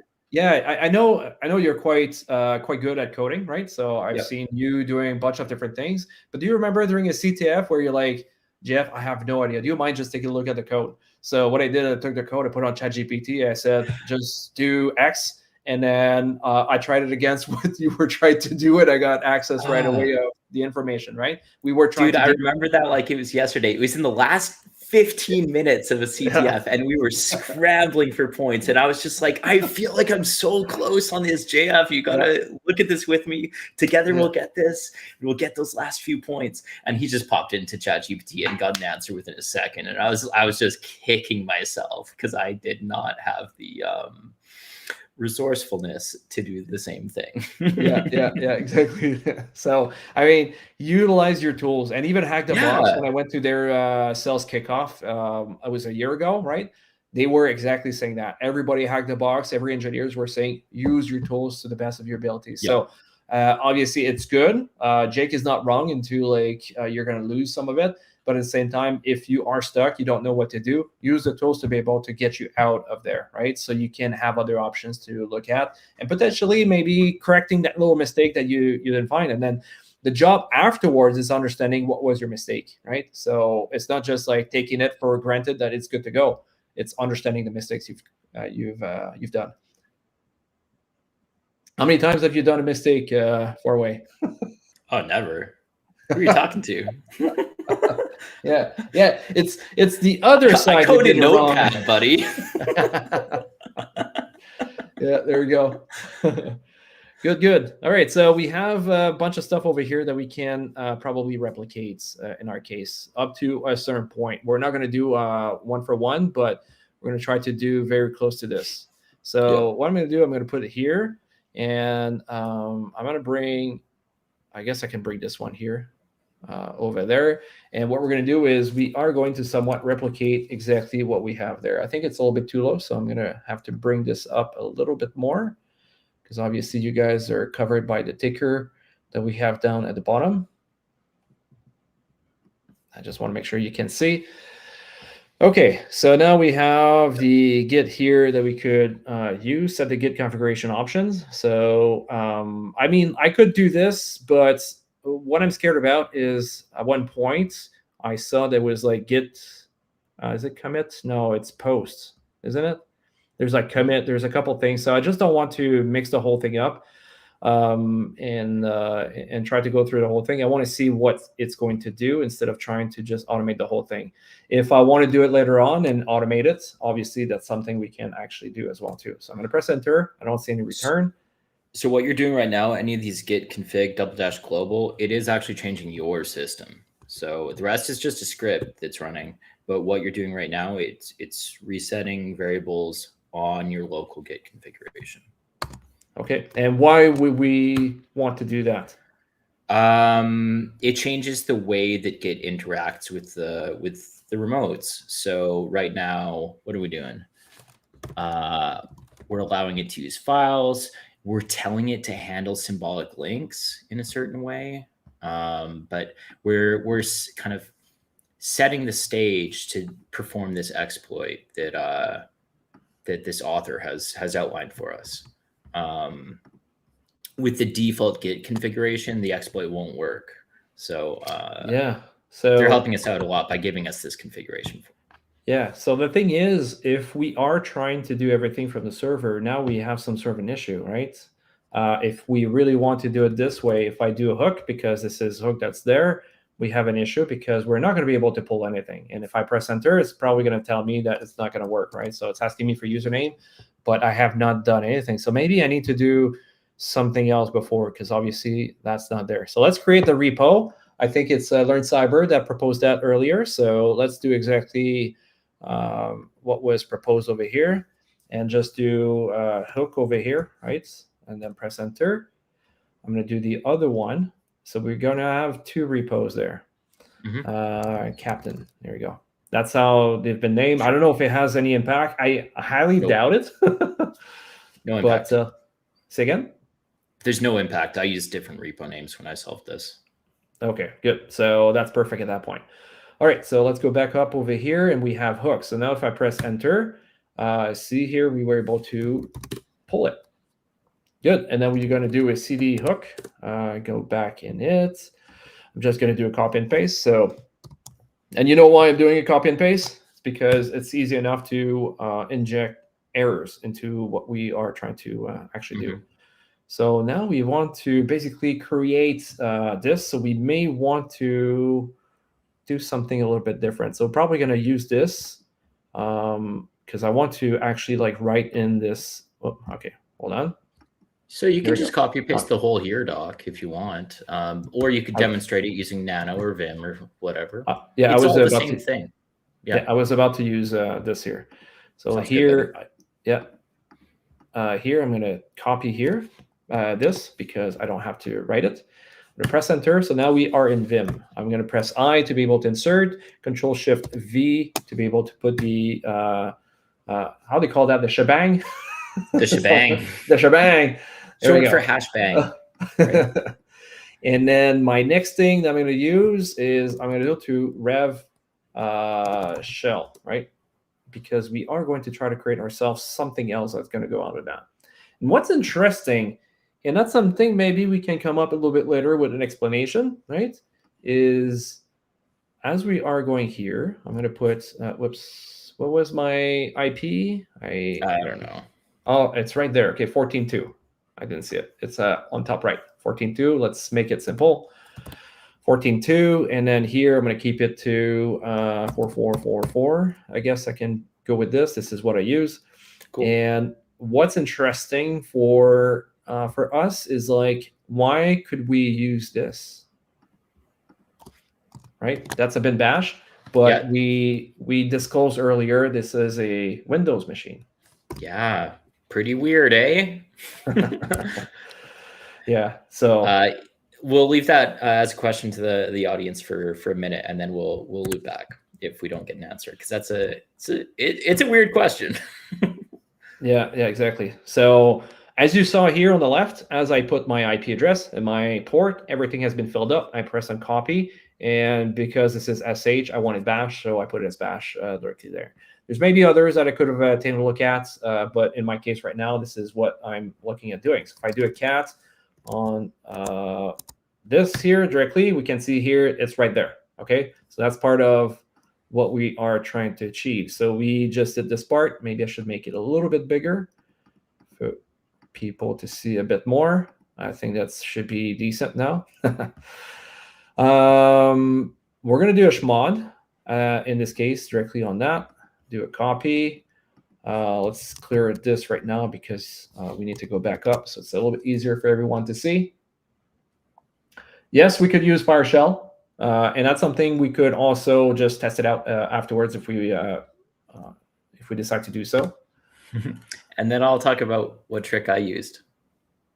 Oh, you use a different trick. Oh, I used a lot of tricks. I'm surprised. I'm not surprised, but that's exactly what it is. I'm not surprised about that, but I'm surprised about probably what you used. That's what I should say. Sure. Yep. Yeah. No, we'll talk about it in a few minutes. Yeah. So okay. So I'm not seeing any answers about why we used SH. Do you want to talk about it, JF? No, go ahead. Okay. The answer is Git Bash. So Git runs its own internal version of Bash, and when it does its operations internally through a clone, it's actually using Git Bash. So there's a solid chance that we can use a SH or a fully Bash reverse shell. Yeah, exactly. So would there be a reason or maybe why PowerShell may not work? If it's not running PowerShell, if the user that's running Git or whatever is picking up our, the stuff we're trying to inject through this isn't actually, if it doesn't have privileges to use PowerShell, then that would be a good reason. Yeah. So, all right. So right now it's asking me to identify myself, and see, that's something that could have been an issue if we do the actual script that there is there, unless we provide this beforehand, right? So I'm going to do this, and then after that, it's going to be the name. I'm going to call it hacker as a name. Is that what you used? I thought it was hacker@hacker.hacker. No, hacker. Okay. Should be .com. If it's not .com, it's going to probably fail at that point. All right, so now we are going to commit this thing there, and you see here we have some changes. So CD, we come back, define the hook repository. I don't think we need to do that one. I don't think so. I think it's when you do the git init in this case, right? So we just did the. It's worth doing. So this is setting a bash variable for us, and that's all. So this is just allowing us to use a bit of a shorthand, and it's calling pwd for print working directory to get exactly the right directory. Yeah, the author's just providing this to make it so it's a lot more foolproof for whatever reader is going through it. All right, so now we are going to push everything there. Then I do this afterwards, because we need to make sure it's going to be all there. Then we need to do the captain in our case here. So if I go back up, we have the git clone. I'm going to do captain here. Okay, and then it's going to bring it directly to our location from what we had. So it appears that there's nothing in there. I'm going to do a cd captain here. We are going to go back in that location. Okay, so now at this point we should have wrong place. Escape. Okay, there we go. So now in this case we should have pretty much nothing in there. We have the Git, which is fine, right? But we have nothing else in here. Do I see anything here? Could use or the bash. Awesome. Okay, good. I don't see any comments. You're monitoring both of them? Yeah. Yeah. For those that joined Discord earlier, I don't see a lot of people that actually click on the box for the README first, like under the README first. So make sure you do that if you want to be able to get access to everything else part of the server, because it's not just like 2 different channels that are in there that that is really important for you. It's like you're going to be able to get a lot more out of that, but you just need to join us. And we're having a bunch of people in the general channel, which is great. We're happy to have you, but the discussion for today is in the compiled channel for just this box. Yeah, correct. All right, so now if I take a look at this, there's a little thing here we're going to need to change to make sure that we are going to be able to do it properly, right? So now here it says the hook repo. Oh, I guess I should probably bring it up a little bit more because right now I'm towards the bottom. There we go. And then I should probably clear afterwards. We are going to change this part over here to make sure that we are able to do it properly. So HTTP, it's 10. I hate. You sure about that? I am pretty sure it's supposed to be a local directory. No, you can do it this way if you want to. Yep, it's not an issue. And then 3000, and then after that you can do this. And we have hacker, and then because the thing is you're pushing everything up there, right? So you can do both most likely in this case. Hook. I did this part fully locally. So one repo was referencing another repo in an adjacent directory. So why would you do it this way? What would be some of the repercussion of not doing it to the attacking machine? It's a little stealthier. There we go. Yep. Always think about evasion. I would say it's a lot more stealthier. Yeah.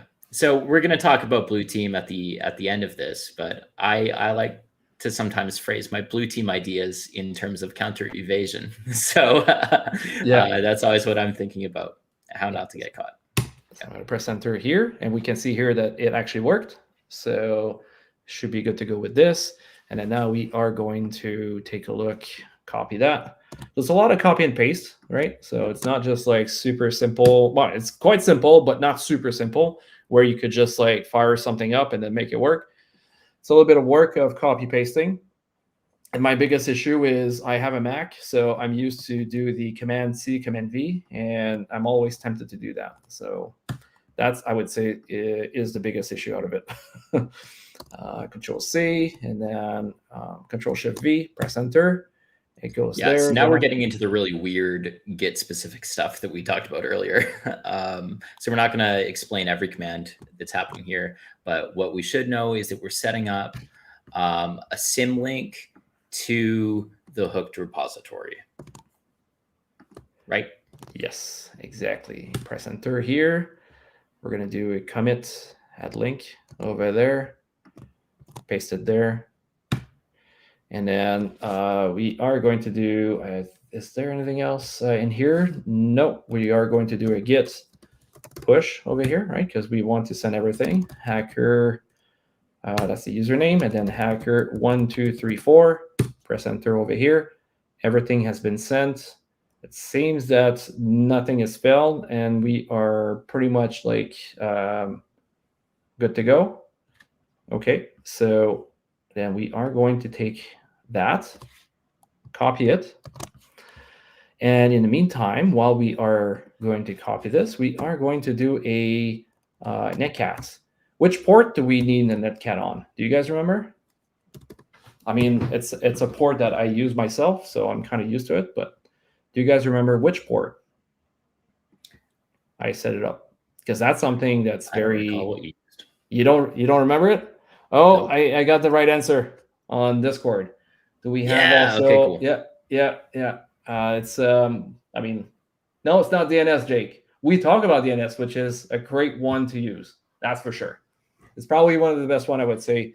That's going to be very helpful. And what's happening with DNS is if it get caught directly by security analysts, a lot of people are just going to put it on the side because they think it's port 53, it's good to go, it's DNS, let's forget about it. So it's all about understanding how people are thinking. So do we have any security analysts here in the either on Discord or on YouTube?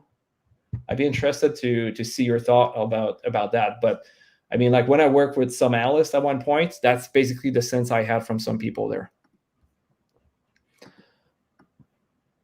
All right, so I'm just gonna paste our Git over here. I'm gonna do the actual port that was actually named because that was exactly what Learn Cyber with K said, and that's exactly what we want to do. So Jake says, "Oh my God, no, you're not. You're not. No. You're not at all. You're not stupid. There's a lot of stuff that sometimes we just don't think about, and it's easy enough to make mistakes. And you're still being smart, so don't worry about it." So I'm going to press enter here, and what we are going to do is that's what we set up. I'm just going to click on submit, and we should have something coming back very soon. It takes a little bit of time, but we should have something coming up. And the same way that Four-Way indicated earlier, he has not done exactly the same way I just did. So there's more than one way to be able to do one thing, right? So keep that in mind. And if it doesn't work, well, we're going to try it again. So one big difference between our methods here is that I like to start small and really test my payloads before I work up to even a reverse shell. So I might. Are you kidding me? Yes, you're welcome. Anytime. Were you thinking, trying to bring up that I did it wrong a little bit and then it wouldn't work? Is that where you were going with your spiel? No, I'm just whatever. Congratulations.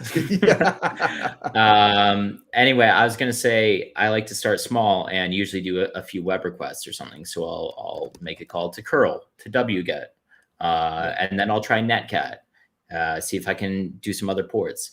And finally, if those things were successful, then I'll try doing a reverse shell, because most of the time on CTFs, like your first attempt at reverse shell won't work. You need to try a few. Sometimes you don't know exactly which reverse shell you're going to use. So this gets to how I did this. And I got to be honest, I didn't know about Git Bash when I was doing this. I thought, oh, it's a Windows target. So I'm going to stick to netcat, to PowerShell, and a few other ones. So I wrote a different script inside my, the Bash script that you filled out within your hook. Yeah. What I did was I set up an HTTP listener, okay, and just sprinkled in a whole bunch of curl commands, labeling which payload am I trying. So I'm trying a standard netcat one, or I'm trying netcat with a -e. And so I put in all of these curl things that each contained a little message. That way I could get pings back from the target for every single reverse shell that I was trying. And then I just counted up 16 different reverse shells within the script. So there was a little callback after each one. So I got to see exactly which was the first one that worked. And for me, it was that massive base 64 PowerShell one that JF just showed. So thankfully, I had labeled which ones it was trying. So when I finally got a callback on my reverse shell listener, I knew exactly which one was successful. Yeah, exactly. Because I had labeled them with web requests. Yeah. So there's different ways of doing that. What you can think about is Four-way and I have two different backgrounds, right? So Four-way work into electrical engineering, and there's like a big background about like not just doing crazy stuff like JF is actually doing, right? So it's the same thing as when we do the hardware hacking with Four-way is like, no, look, now we need to just sit down and take a look at what you've done. I'm like, no, I'm plugging things in, and then it goes the what's the worst that can be happening? It's gonna explode, and that's about it. Jake was right there, seeing exactly what was going on, and I mean, it worked. Is it the right thing or the right way of doing it? No, I could have just like crashed my whole. It makes us computer. a good team. It's a good thing, because you push us forward and I keep us from making mistakes, right? So we're a good team, I think. Yeah. Yeah. Four-way is like, don't jump over the bridge, and then like you just keep me in place.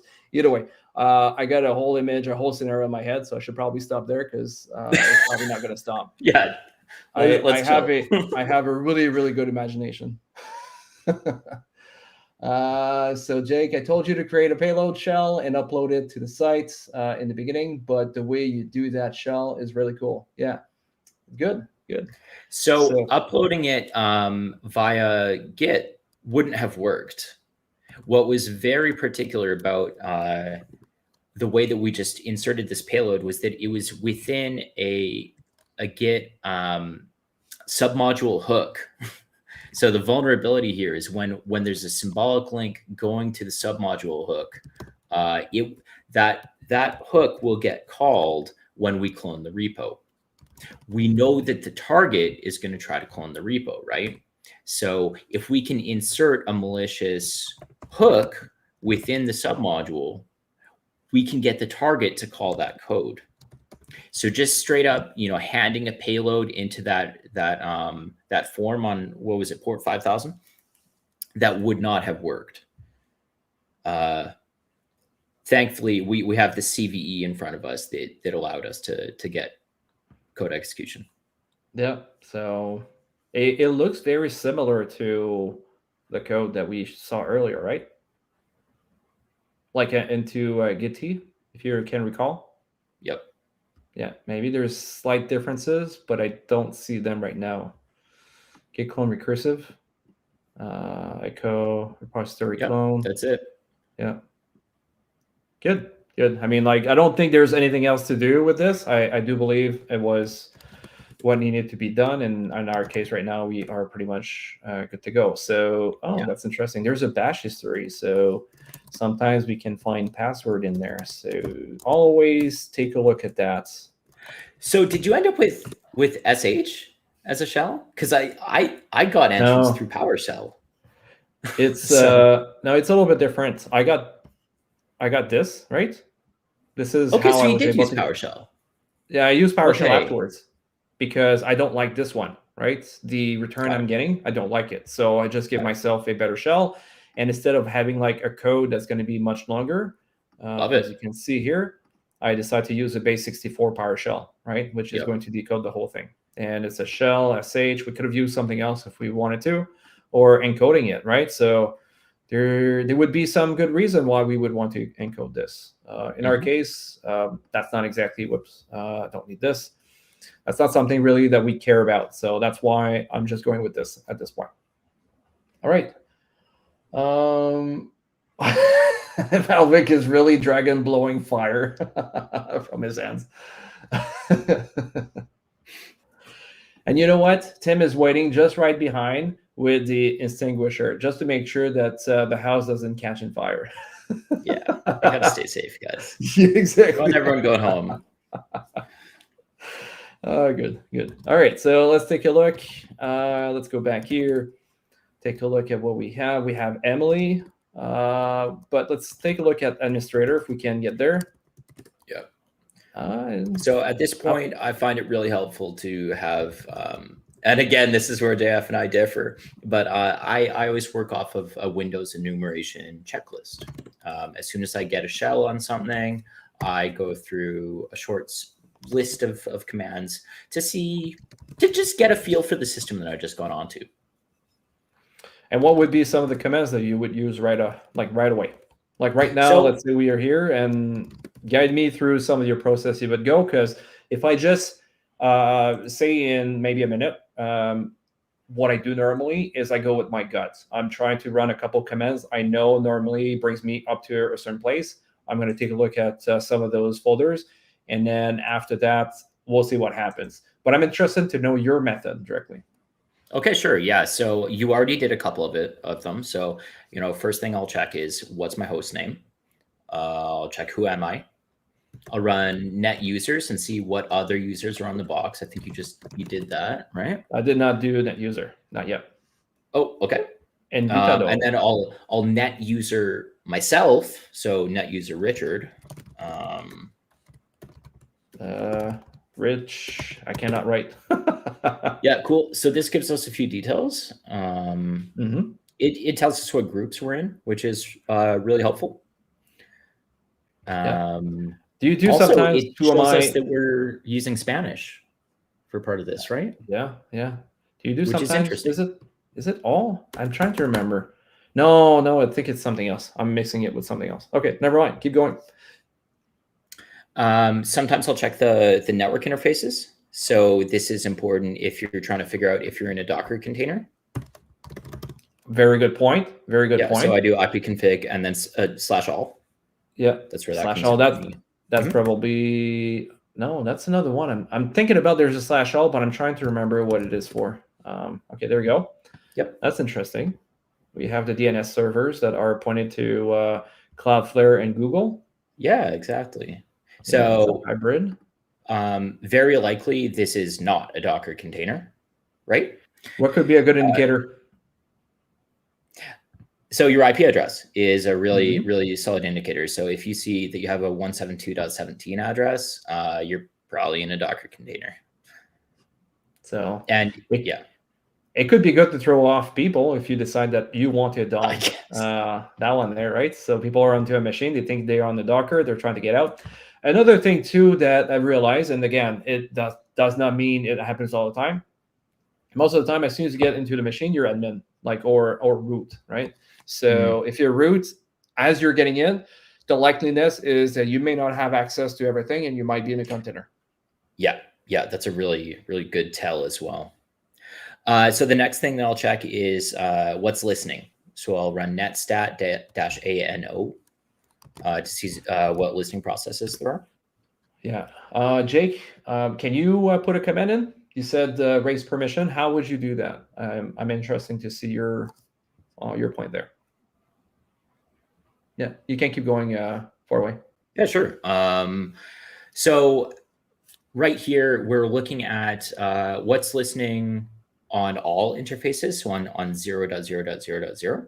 And we're comparing this to what we saw in Nmap during the very first commands that we ran when we did our port scan, right? So do you want to run us through really quickly what ports are listening there, Jeff? Well, here we're gonna have what's it called? 135. That's I forgot the name of them. Samba, yeah.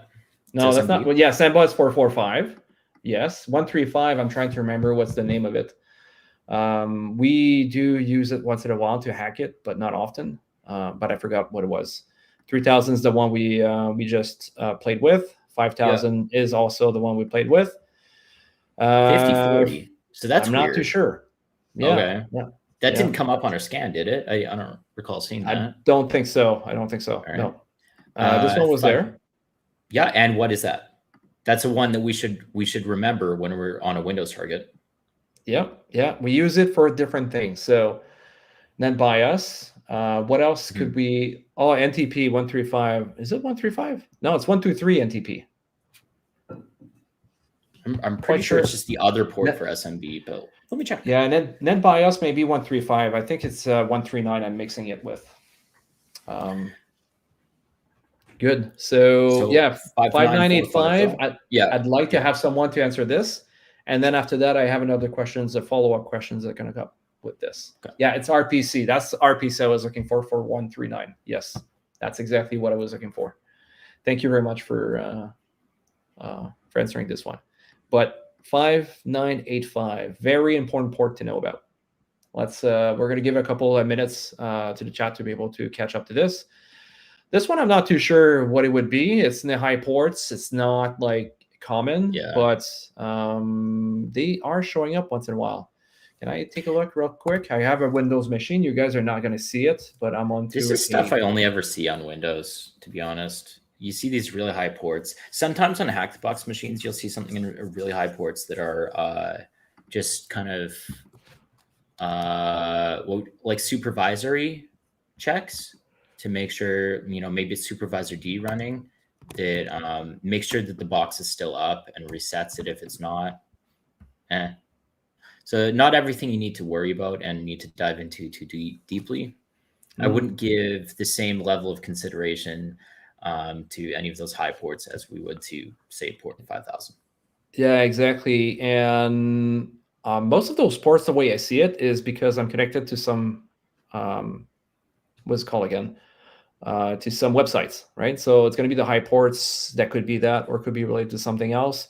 But if I'm taking a look here, basically, I know you guys are not seeing it right now. We're probably going to go back a little bit later. I just don't want to change the actual screen I'm streaming right now.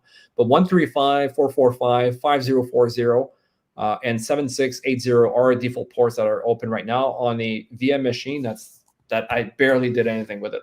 So that's interesting to see that they're there. Maybe hardening is not exactly there. Good, exactly. 5985. Yep. That's exactly what we're looking for WinRM.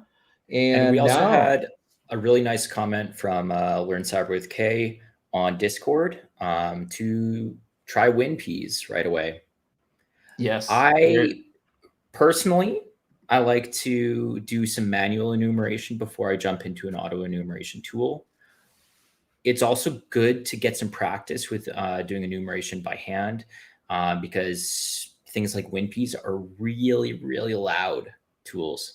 And if you want to learn to do this as a pen tester, you need to, like we said earlier, make use of your tools. But also, if you want to learn to do things a little more quietly, a little more stealthily, then learning to do some manual enumeration is key. Exactly. So the question was answered here, 5989 WinRM. Okay. What else could we use? Like, if you are on the blue team, what that port would be used normally? That might be a tougher question to answer in this case, right? Do you know the answer without saying it, Four-Way? Why would you use 5985 on the blue team? For blue team? As a security analyst? No, I actually don't know. No. Okay. Oh, that's I'm good. interested. Yeah. So it's going to be interesting to see what we can do, because this is one of those features, one of those ports that's extremely important to be able to do what you want. In general, I would say, right? In most companies, you're going to have to use it on the blue side. I'm going to give it a couple of minutes. Hopefully somebody can actually answer. We might have a couple people that are going to use Google or ChatGPT or DeepSeek. I don't know. I don't know who I would point fingers at that would probably use DeepSeek. All right, let's keep going, and then if we see the answer, we are going to answer that afterwards. So just getting back to my quick checklist, I'll now usually check the task list. This is like your process monitor. So just task list is the command. Yeah. So we see here NTP. Yeah. With UDP there, and we are at the bottom. So what would be? Is there anything here that seems to be extremely good to take a look at? Because one way, if there's something that's interesting, let's say you see another website that seems to be open, would be to try to pivot directly from there, and then trying to see from our Kali machine, or this one in this example, it's Parrot, to see the actual website and maybe hack it through that. But is there anything here that seems to be pointing out to something interesting? Not really, yeah. Nothing too crazy, no. Usually at this point, this is the first time you see the database. So you should be on red alert to try to find whatever database might be listening only locally that you couldn't access from the outside. Yeah. But nothing weird, nothing too weird right now. Yeah, exactly. Hopefully I'm not shooting myself in the foot saying that. No, I don't think so. I don't think so. So I see IDS. Well, that's the intrusion detection system.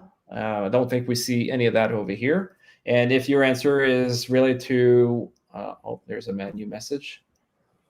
Hey, Ruli Ventura, whoa, I'm sorry, Ruriel Ventura. Hi, how's it going? Sorry, I butchered your name for a second. So, welcome to Twitch. That's cool. We don't get many of you. Yeah, no, exactly. That's directly on Twitch. It's great. So one of those things here that is very important, right? So on YouTube, just so you know, because I see here we have somebody on Twitch that's just joined us. Port 5985. Okay, it's going to be used for bringing the logs. So if you have a WEC, Windows Event Collector, right? So and then let's say a big enterprise, you have GPOs that are going to be talking to all the computers, servers, and so on to shoot all their logs directly to a WEC, a Windows Event Collector. Everything is going to be handled through port 5985, which is one of those extremely important ports to be open on a Windows server that is an actual WEC. Then after that, those logs are going to, as much as possible, be transferred to a SIEM afterwards, or log management, then a SIEM, depending on how you guys are doing it. So that's why port 5985, most of the time, into enterprise organizations is going to be open. So does it answer your question, or at least your your question? Basically, for Wei, do you think it's clear enough? It makes perfect sense now. Thank you. Good, good. So hi from Brazil. Nice, nice. Happy to see. We have people from around the world that are joining our sessions, which is great in this case. Okay, good. All right. So now, what else do we are interested in? We saw at this point I would check the task list. Task list. Yeah. Another one we could. You made a typo there. Oh, yeah, you're right. I don't know why it's going to kill it. Is it going to kill it? Yeah, it's going to kill it. Oof, no big deal. No big deal. Okay. See what I did earlier? Okay. Right. See what I did? So can I go up? No, I cannot. So let's just do a copy. And hey, that's useful. Yeah. Opening up two shells like that. I never really thought of doing that. Yeah, there we go. And now we are good to go. And then go back here. We're back to task lists. There we go. Cool. Get Git. And then we don't need to cover this one in detail, but the next thing, actually, you have some interesting things on here. Okay. Yeah. So we see Gitea. Python. A few scheduled. Yeah, exactly. And that was what our other endpoint was running on. Right? Yeah, exactly. We saw it. It was running on that. Yeah. Anything else? I don't know why there's SSH agent. Okay. That's interesting. Really strange. Maybe indicating that there is a key somewhere that we could maybe steal, like a SSH key, whatever. Or an alternate way to keep persistence on the box. Maybe. Okay. Good. So we checked the processes very lightly. There's a few things that stood out. Okay. I would also check the scheduled tasks at this point, but this tends to turn into a lot of reading, so we can probably skip over this one for now. What's the? But yeah, it's SCH tasks /query.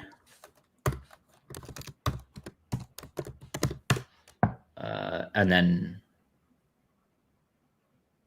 you can format it as a list as well, which is what I typically do. So /query and then /fo list. Oh, yeah. There's nothing there.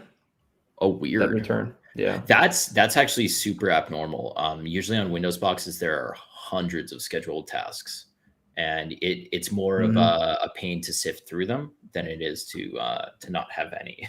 So yeah. Cool. I'm happy with that result.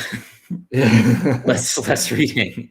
Yeah. So there's multiple stuff that we could do. In this case, is maybe you guys want to see it. Maybe we could try to get WinPs real quick. Yeah, let's do it. Let's do it. Yeah, let's do so the machine. How do you like to transfer files onto a target, Jeff? There's a few ways. Well, it's PowerShell. It's super easy. You just go you just go the bash way, pretty much, right? So let's go get the file over here. Let's go there. Then after that, we are going to do WinPeas download. Then after that, we're going to have to just accelerate a little bit more just to make sure we are not going too much overboard on time. WinPeas, we can use the bat or .exe. So it all depends. Let's give it a try with this guy here. Can I... we're supposed to see on the side, so maybe it needs to be a bit bigger. Oh, no, not really. Never mind. Binaries. It's most likely this because that's what we use, and it's not there. Do we have... Oh, no, it's probably under release. No. Git keep. I thought they were on the side normally. Do I need to come here? Oh, there we go. That's probably what it is. That's what I was looking for. Release. Oh, the releases, yeah. Yeah. That's what I prefer to go straight up because I don't want to play too much around. Yep. Okay, so we have linpeas. We have linpeas. WinPeas. We could. I guess we can just use WinPeas in this case here, since it's there. Let's do a save. We are going to bring it up to the location where we were at earlier, which is compile. There we go, and leave it right there. I'm going to save it there. Okay. Cert util to transfer the file. Yes, very good point. Cert util is another great one to be able to use, and that's part of the arsenal you should always keep a track about for sure. So now we have this here. I'm going to bring up. Do I have another one? I have this one. Okay. I always have too many over here. So cd compile. Okay, I'm on the right place, and then we're going to do a. I guess it doesn't really matter. So Python 3 module HTTP dot server. It's not autocomplete. Oh, how are you going to write? I'm typing. Oh, it was a delay. Press enter. So now we have to note that we are on port 8000. So over here, if I do, I need to go to a place where it's going to work. So one of those places, I believe we have Windows, and then we have temp. I believe that we can go. We can do it there. Do we have anything here? No, we don't. So we can do, let's say, a wget, and then 10.10.14.2 on port 8000. And we have to remember it was WinPeas like this. So keep that in mind. WinPeas .bat. Okay, so there's two different things. It's either it will download it or it will not exactly work 100%, and we need to use the TAC O for output, right? So there's a good chance it may not work. Let's do there. It's not here. So let's do now the same thing. I'm just going to copy and paste it. Do we have wget? It's always worth checking. I'm quite sure we do have it. Hold on. Okay. WinPeas.bat. There. Oh, it's not saving there. Do we? Oh, we get a 404. Okay. I thought I put it there. WinPeas. Oh, see, it's not exactly. It's capital sensitive. It's actually interesting because when I ran this box, wget wasn't on it. They may have amended it. I did it right when it was released, so at least this portion of the box. Peas.bat.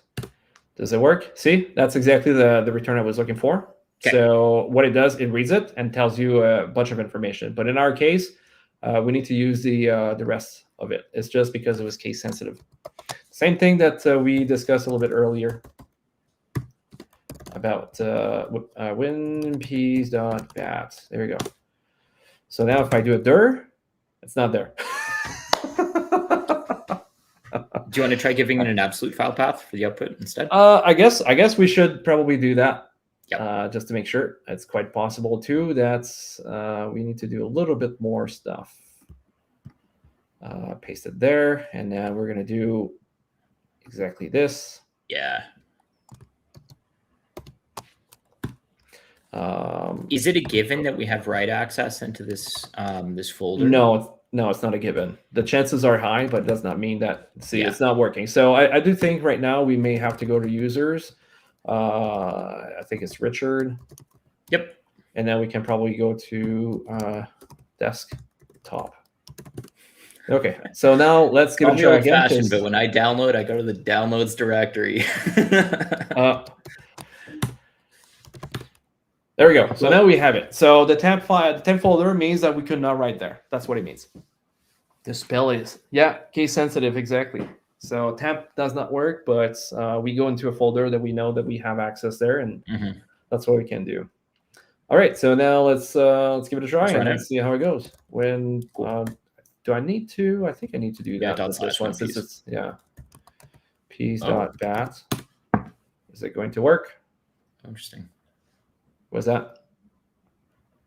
Nothing. I just usually use the what is it? Backslash. Oh, the backslash. Whatever. If it works, it works, man.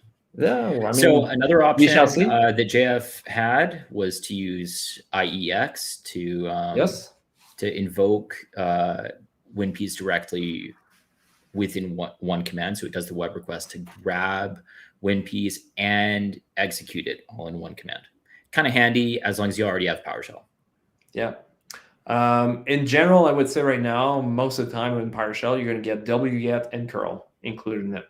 So unless you go for an older machine, those two should be there by default. The only thing that you may need to do, again, it's maybe change flags or something like that. They may not all work, right? So it's taking a long time to do. It really is. Yeah. This is normally we should have some progress there. No. Yeah. Worst case scenario, I'll just kill it and bring it back again. The thing is, the file is still there, so we don't have to do that progress anymore. It's all about figuring out how to make your life better. All right, let's bring this back here. Is it going to kill it soon? That'd be great. Yeah, we don't want the other window to close because then we have to re-exploit the box. Yeah. Which so next time we get a shell, just for sake of establishing a little persistence, maybe let's take a quick poke around their home directory. See if we see anything strange. Okay, let's take a look at that. And I think we're going to have to kill it and try it again. Okay. All right. So we got to re-exploit. No way around it at this point.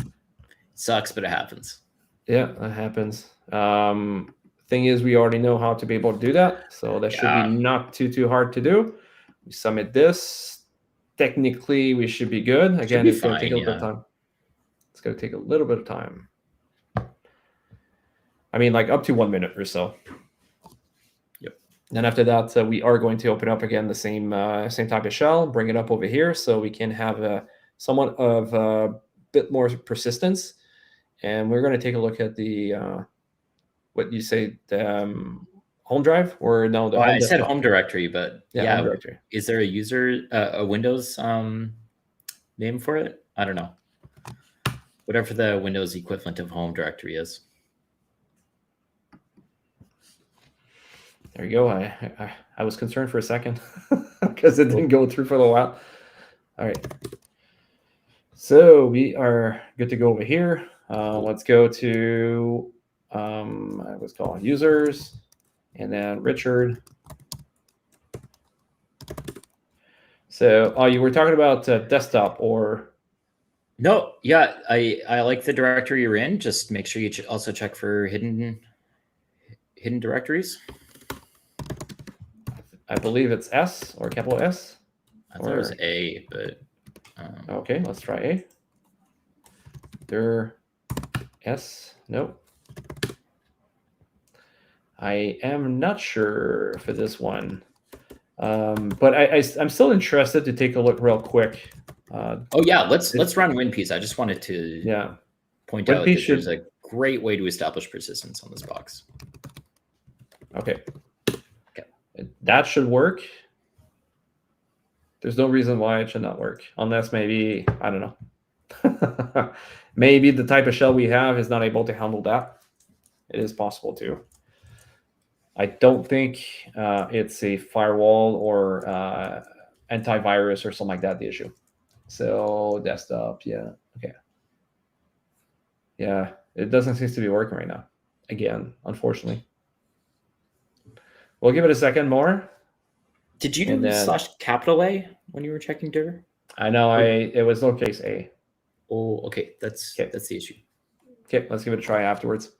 Okay. Either way, it's easy enough for us to be able to get back into it. So yeah, sounds good. All right, let's try that. Is this one going to die? No, it seems that yeah, exactly. All right, got anyone on Discord? Let's see here. Okay, let's kill this one again once more. Again, this is not too much of a pain to do. Yep, just a couple seconds extra.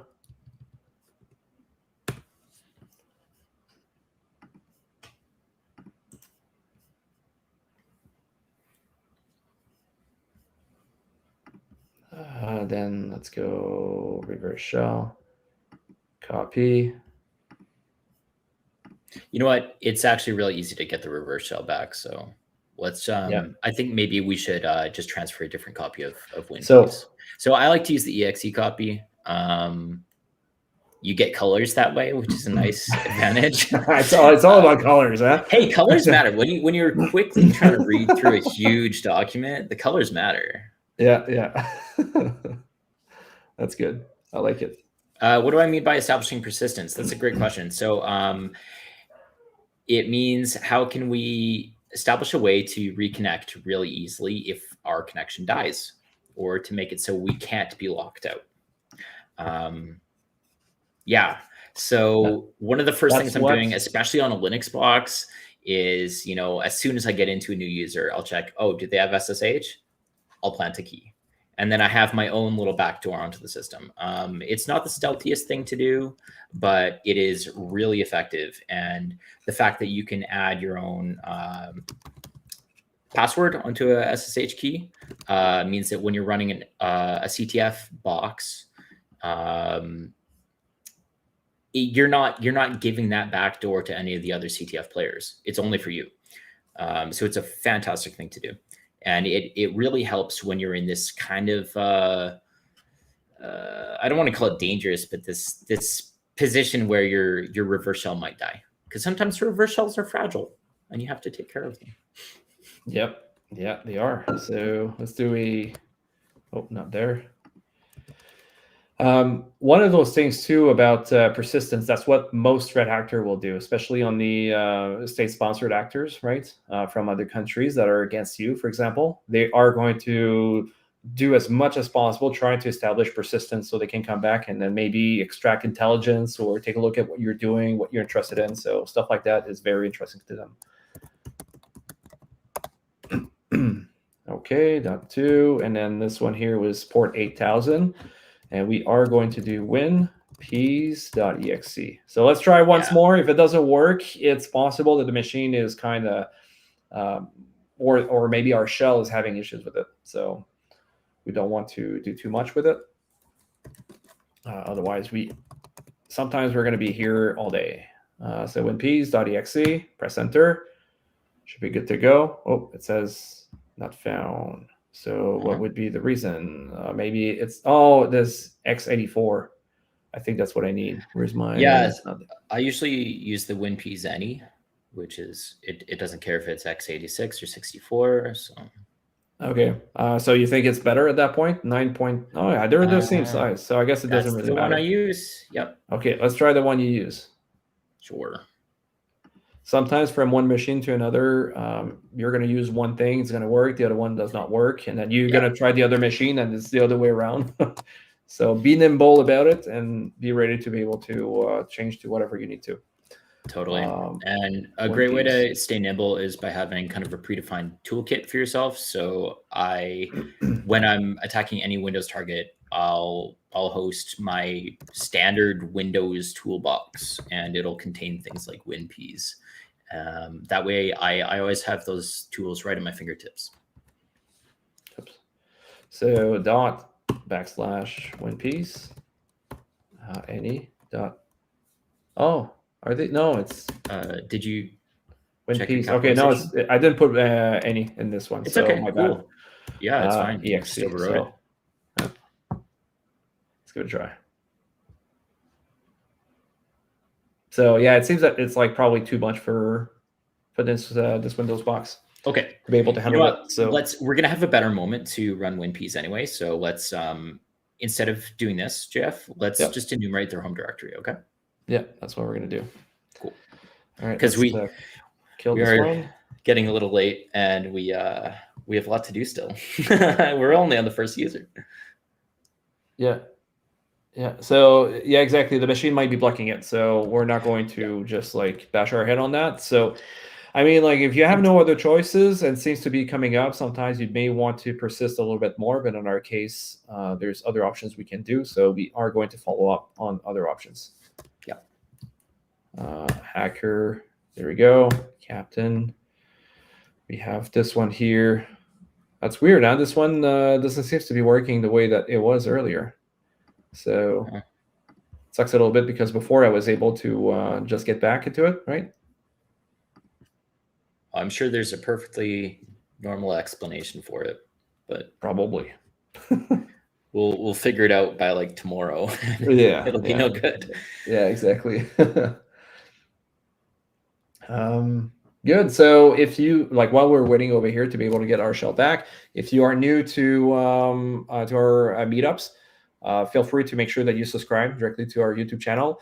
And also, you can come and join our Discord channel that you can see at the bottom. We have a link.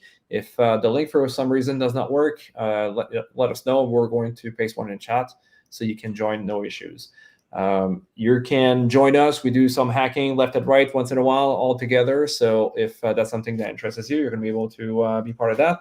We also provide some other stuff like hardware hacking and put a little bit more information. Obviously, this is in the works, but we are in the works of providing a lot more in the long run. So make sure to follow us and be with us. All right, sounds good. So now we have access over here. I'm just going to paste a PowerShell, so I have something that I prefer a little bit more here on the other side. That's going to come on this this side of the panel there. I'm going to lower this one. And then once we have our shell, we're going to keep going. So again, it could be because of what we're using over here, why WinPiece is actually dying. That could be the other thing. So, but we can test it out later on. All right. Yeah, we'll definitely have another opportunity. User, Richard. And then you said, where do you want me to go? Just that's a great place to start. If you gain access as a user, check their home directory first.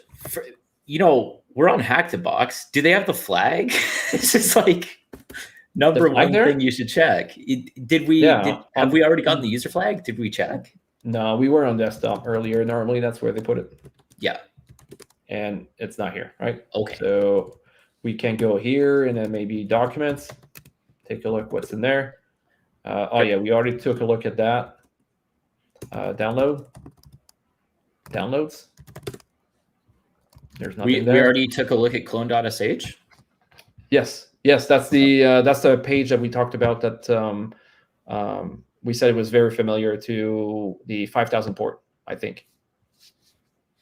Okay. You remember? Yeah. So we have cd source that we can probably go there and do a directory there. There's a repo. Oh, that's the one we were in earlier. So let's not go too much in depth into it. Oh yeah, we said dir, and then I think it was a, right? And there's nothing. I think that's the a. Oh no, that was lowercase or capital A that you said. Capital A for all. Yeah, I tried and none of them are working. Okay. So it seems potentially not feasible on this one right now with this type of shell. Yeah. Okay, so we already flagged that we're running some kind of non-standard stuff. Maybe we should check program files, that kind of thing. That's another really quick way to look into a Windows box. There's apps. So we know we're running Python and we know we're running Gitea. So we should look into both those. Let's do dir, and then cd. The thing is, because there is spaces, you need to put it in between quotes. Otherwise, it's not going to go through. What else do we have here? We have Visual Studio here. Yeah, we have. weird for a target. But there's Although we know that they're doing kind of dev stuff on this box, you know, they're running this compilation thing. So what's compiling it? Maybe they're doing it through Visual Studio. What else? there's Python here. Anything we can else? see, Yeah, okay. which is not typical, but again, we know why. It's not a surprise, right? That's what's running the Flask server.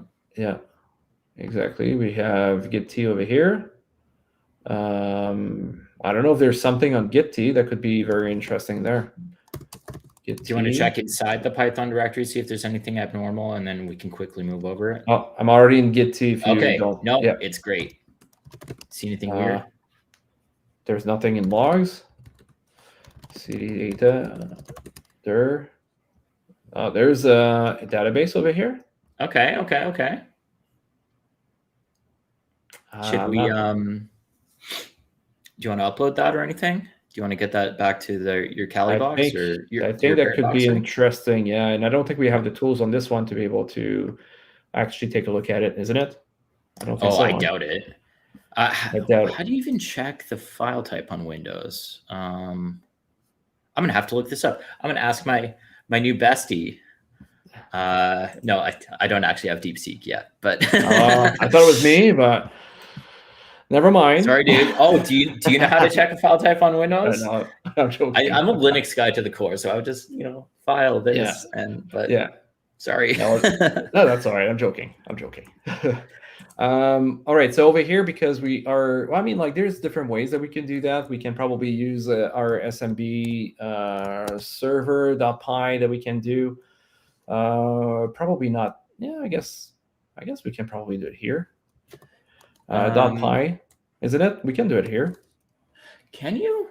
So this is something that I would do right away if we were on an Active Directory box.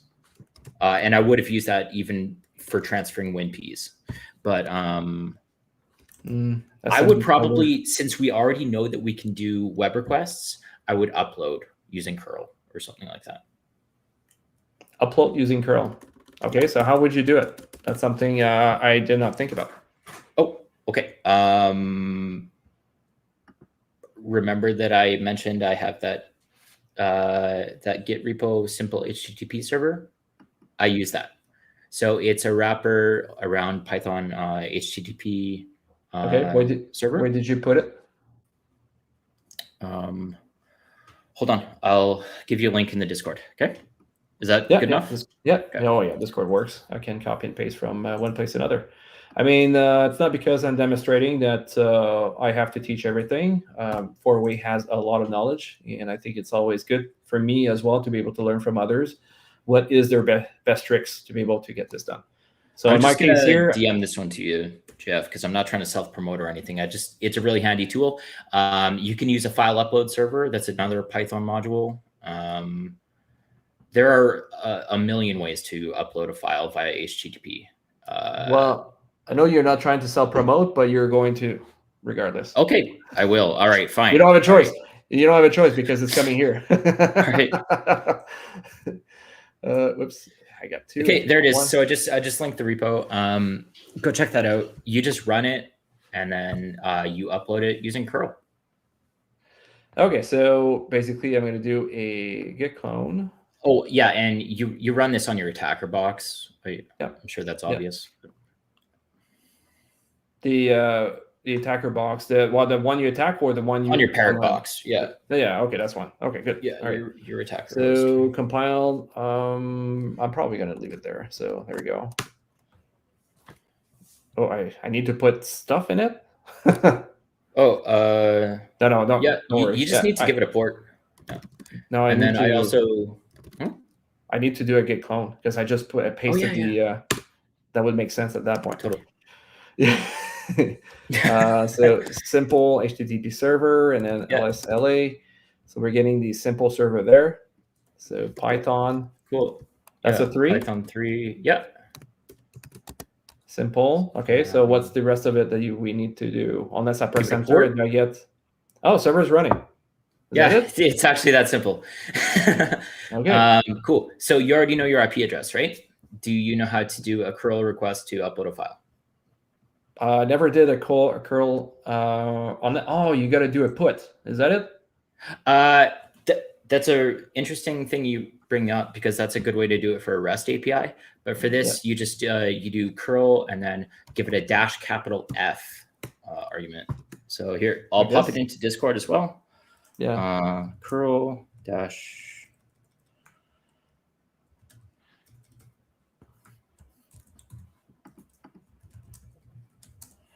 Compile. There we go. Okay. Oh, do you already? Oh, sorry. Yeah. Capital F. I'm ready to go. And then file equals at, and then your relative path. Equals at. Yep, equals at, and then. Okay. So are we going to put that Gitea in there? Is that what it is? Hold on, I'm just typing this out for you. Okay. Okay. All right. You can also, I think, just check the index.html there. I think I wrote it into the website itself. Chmod. Okay. So port VH. Examples. Curl. Send data. Okay. So you do a post as well. It's like that. Yeah, it is a post request. As soon as you give it that -F, it makes it a post request. Okay. Oh, can I come back? Oh, I cannot. Okay, so what I'm going to do is I'm going to go back to my notes. Do I still have notes in there? I should. Oh, there it is. We are going to write it because obviously I don't have any other way to be able to do that. So the path that we have is this one here. If we want the whole thing, copy, and we are going to put it here. Oh no. You have a /. We can just use /. Yeah, and then you can the use an absolute path too. That's what you mean. Okay. Yeah. Okay. Relative path is fine. Gitea.db. Okay, and then we do have curl on this box, right? Yeah. I never checked. We should. Didn't check, but we should. So it's .14.2 for me, and then we are going to port 8000. So that should be it. That's the first time I'm doing it. So if it works, that's great. That's going to be an extra tool. And because I actually have it in my notes here that curl didn't work on this box and that I had to exfil it a different way. But maybe curl does not work. Okay. Yeah, because I'm trying curl and it's not working right now. Okay, that's fine. Okay. All right. I mean, obvious question. Are there any other useful files in that directory before we dive too hard into accessing the database? That does us no good if it's password locked or something, right? Maybe, but I think the database and probably trying to extract potential credentials could be interesting. So let's see real quick how we could actually get this done, right? So we can move on a little bit to make sure that our folks here are entertained at the same time. But I'd be curious to give it a try, what you just posted there. I think it's an interesting take that I never thought would be possible. That's how I usually exfil files, actually. That's my go-to. When curl is there. Yeah, totally. Okay. All right, sounds good. So right now what I'm going to do is I'm going to use some of my notes that I have. So we have not here. I'm going to go here. I think that's right. Yeah, that's fine enough. Then I'm going to do the SMB, what's it called again? SMB server. Now I had it earlier. And we are going to use a share and dot, which is exactly here we want it. We're going to put a username if we wanted to. So we can call it, let's say, hacker over here. And then a password of hacker. Let's say 1, 2, 3, 4. And then we're going to call it SMB2 support. Okay, so we are pressing enter. And now we see that our SMB server should be up and running directly over here. So then now the next step that we can do is basically mount it and then copy the data there, right? So we are going to do net use here and then do that 10.10.14.2. Okay, and then we have, yeah, go ahead. Did you forget to map it to a certain drive letter? No, that should be not too bad. Oh, okay. I usually map it to a drive. No, it should be good. Should be good. Let's give it a try, see how it goes, and if there's any issues, we'll get back into it. Sounds good, man. Oops. So and then we are going to use the hacker, and then a password over here. It's hacker as well. 1, 2, 3, 4. Okay, I think I got it right. I don't think I made a mistake over here. Press enter. Okay, good. No return saying that there is an issue. Okay. Then over here, we are going to do a copy, and then data. Do I need to put data? I can't remember. Git T and then the DB, and we are going to send it to 10.10.14.2.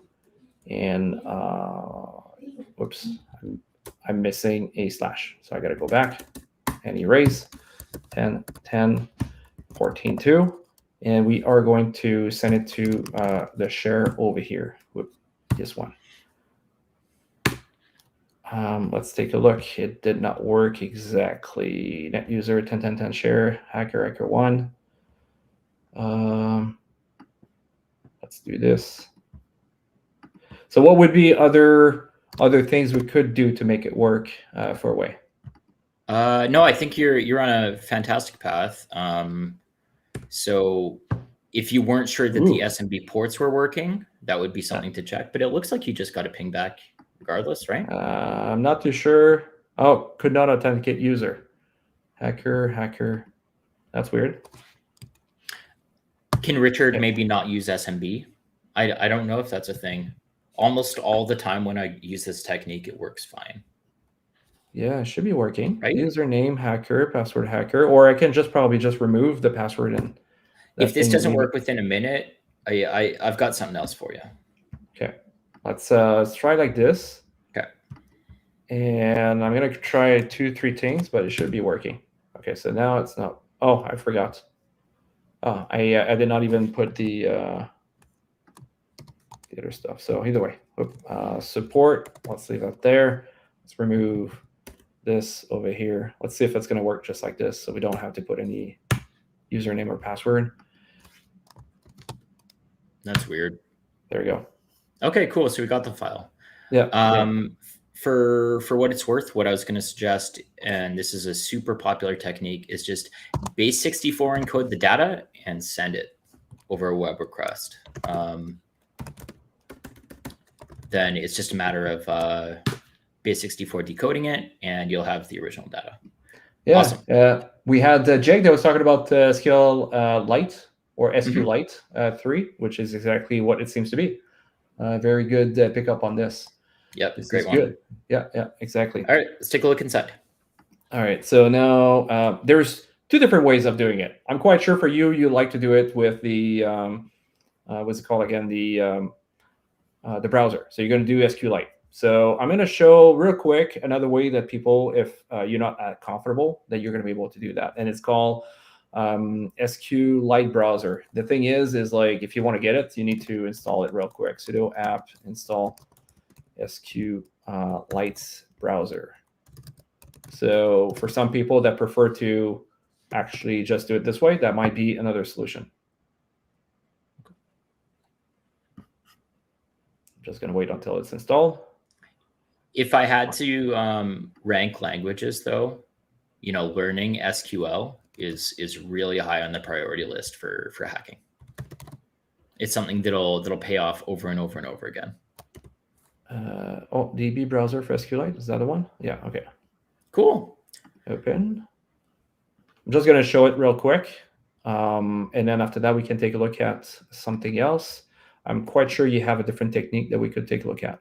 Yeah. So I would go here on I go here on the data, click on user, and then now if I just get this bigger, we can see that we have hacker, and then we have a bunch of stuff here, administrator, and so on, right? So there's lots of information that could be out of that over here. It's a lot of columns there. A lot. Anything catch your eye? Well, the administrator is right there, but we have also Emily that's there. So two users that could be of interest to me, right? So bad to do something, that's basically what I would do in this Okay. case. I would take a look at that. But is there any other way you would have done it here if you do the SQ? I would have just used SQLite 3. Yeah, exactly. And then the name of the database. Yeah, which is Give it the file name. Yep, cool. Yeah. And then actually, I usually run schema first. So .schema. This tells you how tables are related to each other, which is sometimes a lot more important, especially when there's a lot of tables in there. Right, so, SCHEMA. Yeah, I was trying to make it so it's not covered. Schema. There we go. Yep. Cool. So this is what we're looking at is pretty much the script that would rebuild the database. So if we were just taking a look at the users table, why don't you go find that entry in the schema? It'll say create table users somewhere. Okay. And I'm sure it's pretty high up. Yeah. That's that's not right there. Oh, okay. Wow, there's a lot here. Yeah. Lots of effort was put in place to be able to get it done. Okay, there we go. So SQLite, OAuth, index, login source, ID, login. There's a huge chunk of text next to it. It'll stand out from the rest. Did you see it? No, because I didn't see it myself. I see user redirect. Nope. User settings. There it is. That's a chunk of text. That's a chunk. Yeah. It's a chunky table. All right. Cool. Anything catch your eye there? So we're looking at the same thing that JF just brought up. This is just the super bare bones way to do it is using SQLite from the console. There's no reason why you can't use it through any database viewer, whether it's this SQLite browser or I like to use dbeaver on Kali. But yeah. Okay, cool. Never heard of that. So one of those things here, we know user is there, so we can do select star from user. Yeah. And then we could take a look at what's there, and we can see there's a bunch of stuff. So administrator, but we don't have the actual columns. So we don't know exactly what columns are they. So you do dot headers on. Dot headers, like here? Yeah. On. Oh, on. Okay. Dot headers on. Headers. Yeah. On. Okay. And then also do dot mode table. Mode. Space table. Yep. This makes it so it presents the data in a tabular way. Okay. Oops. Again, we're just doing the dumb way to replicate what JF already showed us. So we're not. This isn't rocket science, but yeah, cool. And now you can run it again. There are a ton of columns in this, so if you use a bigger window, that might help. But now we can take a look at what we're looking for. So if you are interested in the name, can be interesting. Login name could be there. Login source potentially. What else could we get in there? We're always interested in password related stuff. So is there anything? Oh, the hash algorithm. Okay. There's a password over here that's like coming from one side to the other. So number one thing we're looking for is, are there clear text passwords? Because that would be awesome.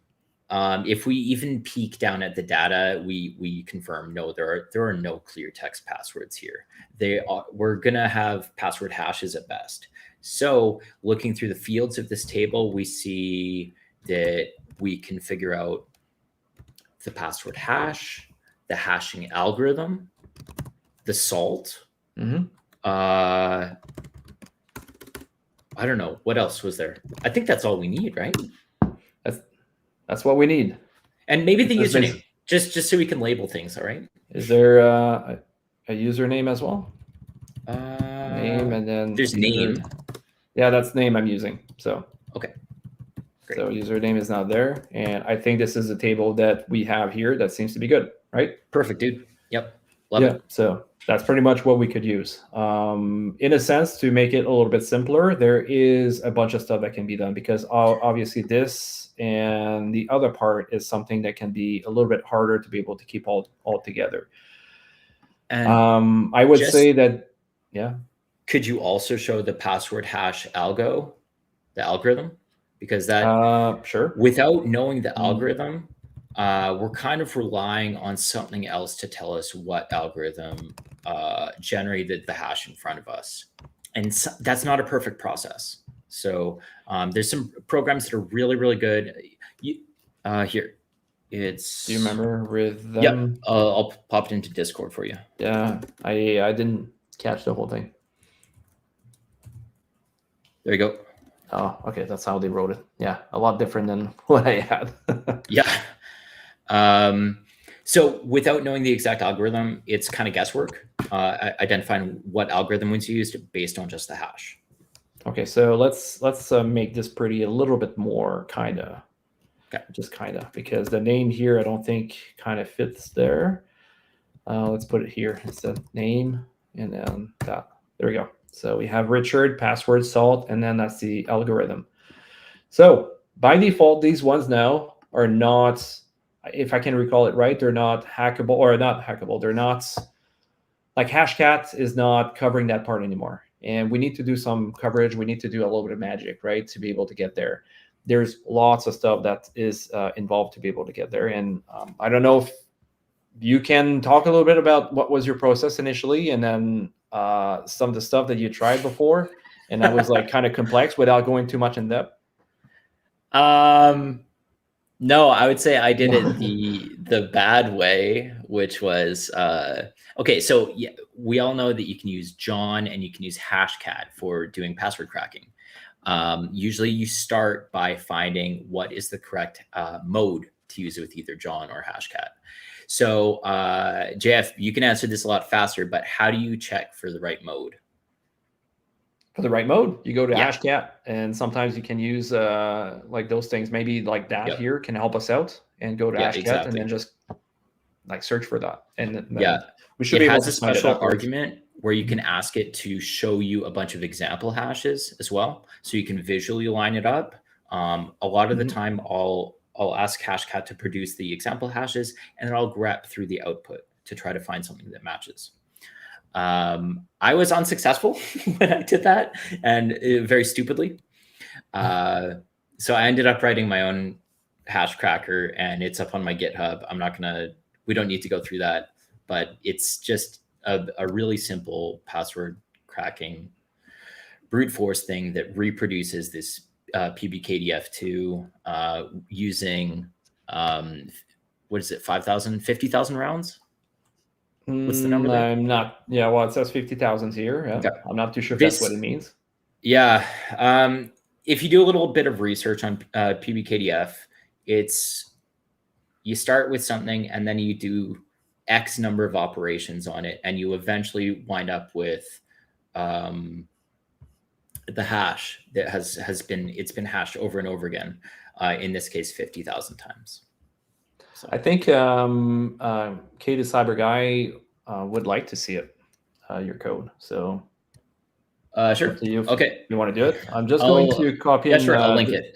You keep going though. Okay. Yeah, I'm putting in Discord the actual table I just got. I copied and pasted it. Maybe it's ugly. Maybe I don't know if I can make it look prettier because it's quite bad. It's really wide data. There isn't that much you can do with it, you know. There you go. Looks a little bit better. Not by much, but kind of. So if you guys are interested, you're going to be able to see the actual code that comes out without doing anything, right? If we go a little bit deeper, and that's where those things can be very handy. If you keep going, I found, yeah, it's not bad, but still there's lots of stuff that needs to be done to be able to get there, right? And it's not going to be the easiest way to actually do it. Yeah, if you have it, I mean, like we can try to run your stuff directly far away. Yeah, you bet. Can you? Or there's a little bit of work to do. Then? No, I mean, I think you should do it the other way because that's more applicable to most people. But I will go ahead and I'll link this repo. Okay. Yep. All right, sounds good. So there's one way that was done by OXDF, and then, whoops, is it quit? To be able to quit? Dot quit. Dot. You need to dot quit. All the SQLite commands start with a dot. Yes, right. I forgot. All right. So then if we paste this here and then we press on enter, and there we go. We have the conversion of all of them, which is going to be readable at that point, right? If I put this in, you're going to be able to see the actual difference in between the two. Should we just take a sec to decompose what OXDF showed us here? Yeah, sure. It's pretty simple. So he's running an SQLite command through Gitea. That's what the select password salt name from user is. Mm-hmm. That's an actual SQL statement. And then he's doing a quick bash loop. So while read data, and then taking a portion of that data, chopping it up in a couple different ways, separating out the salt from the rest of the hash, and then kind of formatting the output in a way that in the end, Hashcat will understand. Yep. Yeah, exactly. So in my repo, there are 2 functions for it, and that is one of them. So that's the transform hash function. Transform pbkdf to SHA-256 hashes.py. That's exactly what it does. It takes our output from the database and turns it into something that we can read in a more sensible way. Oh, where's the wordless raw queue in this machine? I forgot.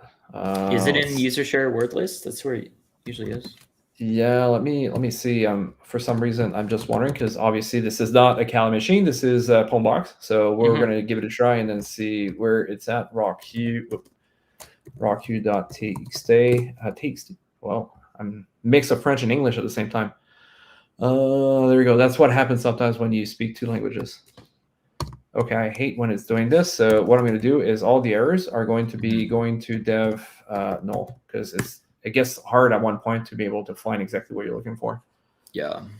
So let's do this and then see where it's at. Otherwise, we are going to download it. Wow, it's not even there. Yikes. It's probably zipped, potentially. No, not even. So wow. If you can put in an asterisk in find. Oh yeah, sure. Name if sure, you I forgot. I should have done that. Raw queue, yeah, it's cool. We do actually right have some, and we have some small versions too, which is really nice because if you do a little bit of research on this hashing algorithm, it is very, very computationally intensive. This is quite a secure way to store password hashes.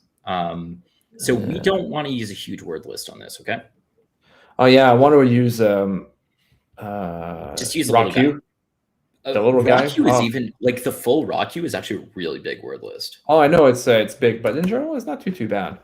There's a lot of different versions in front of us. Yeah. Which one would you pick then? I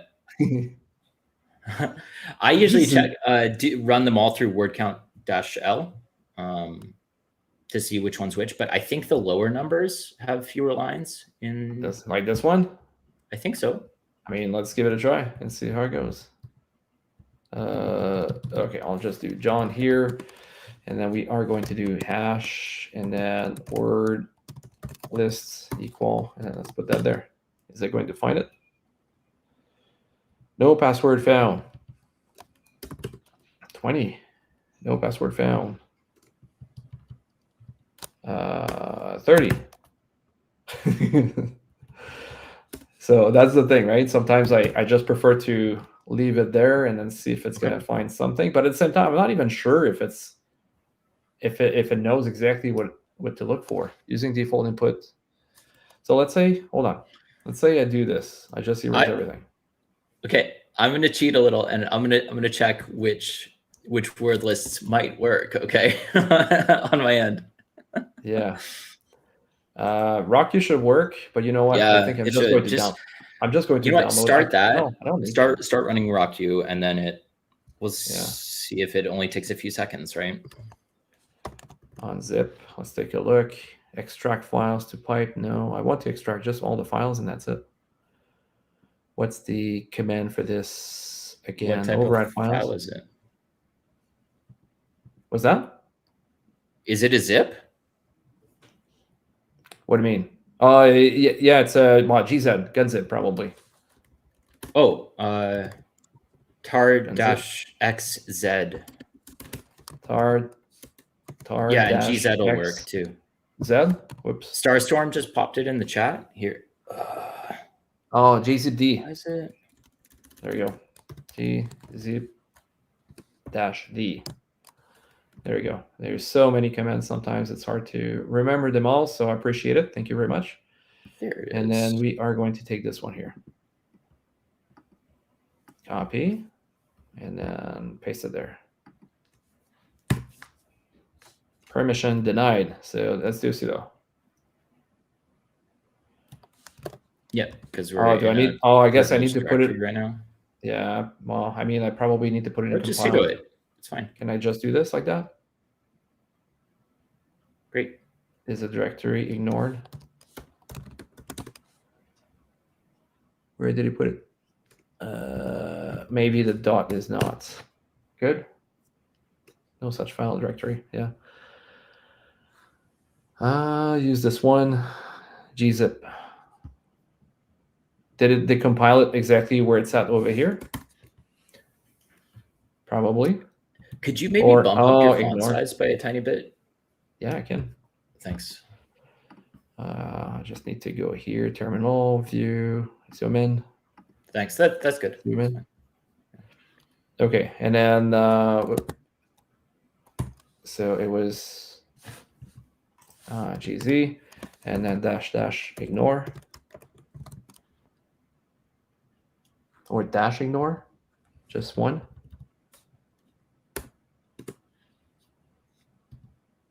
What? Unrecognized option.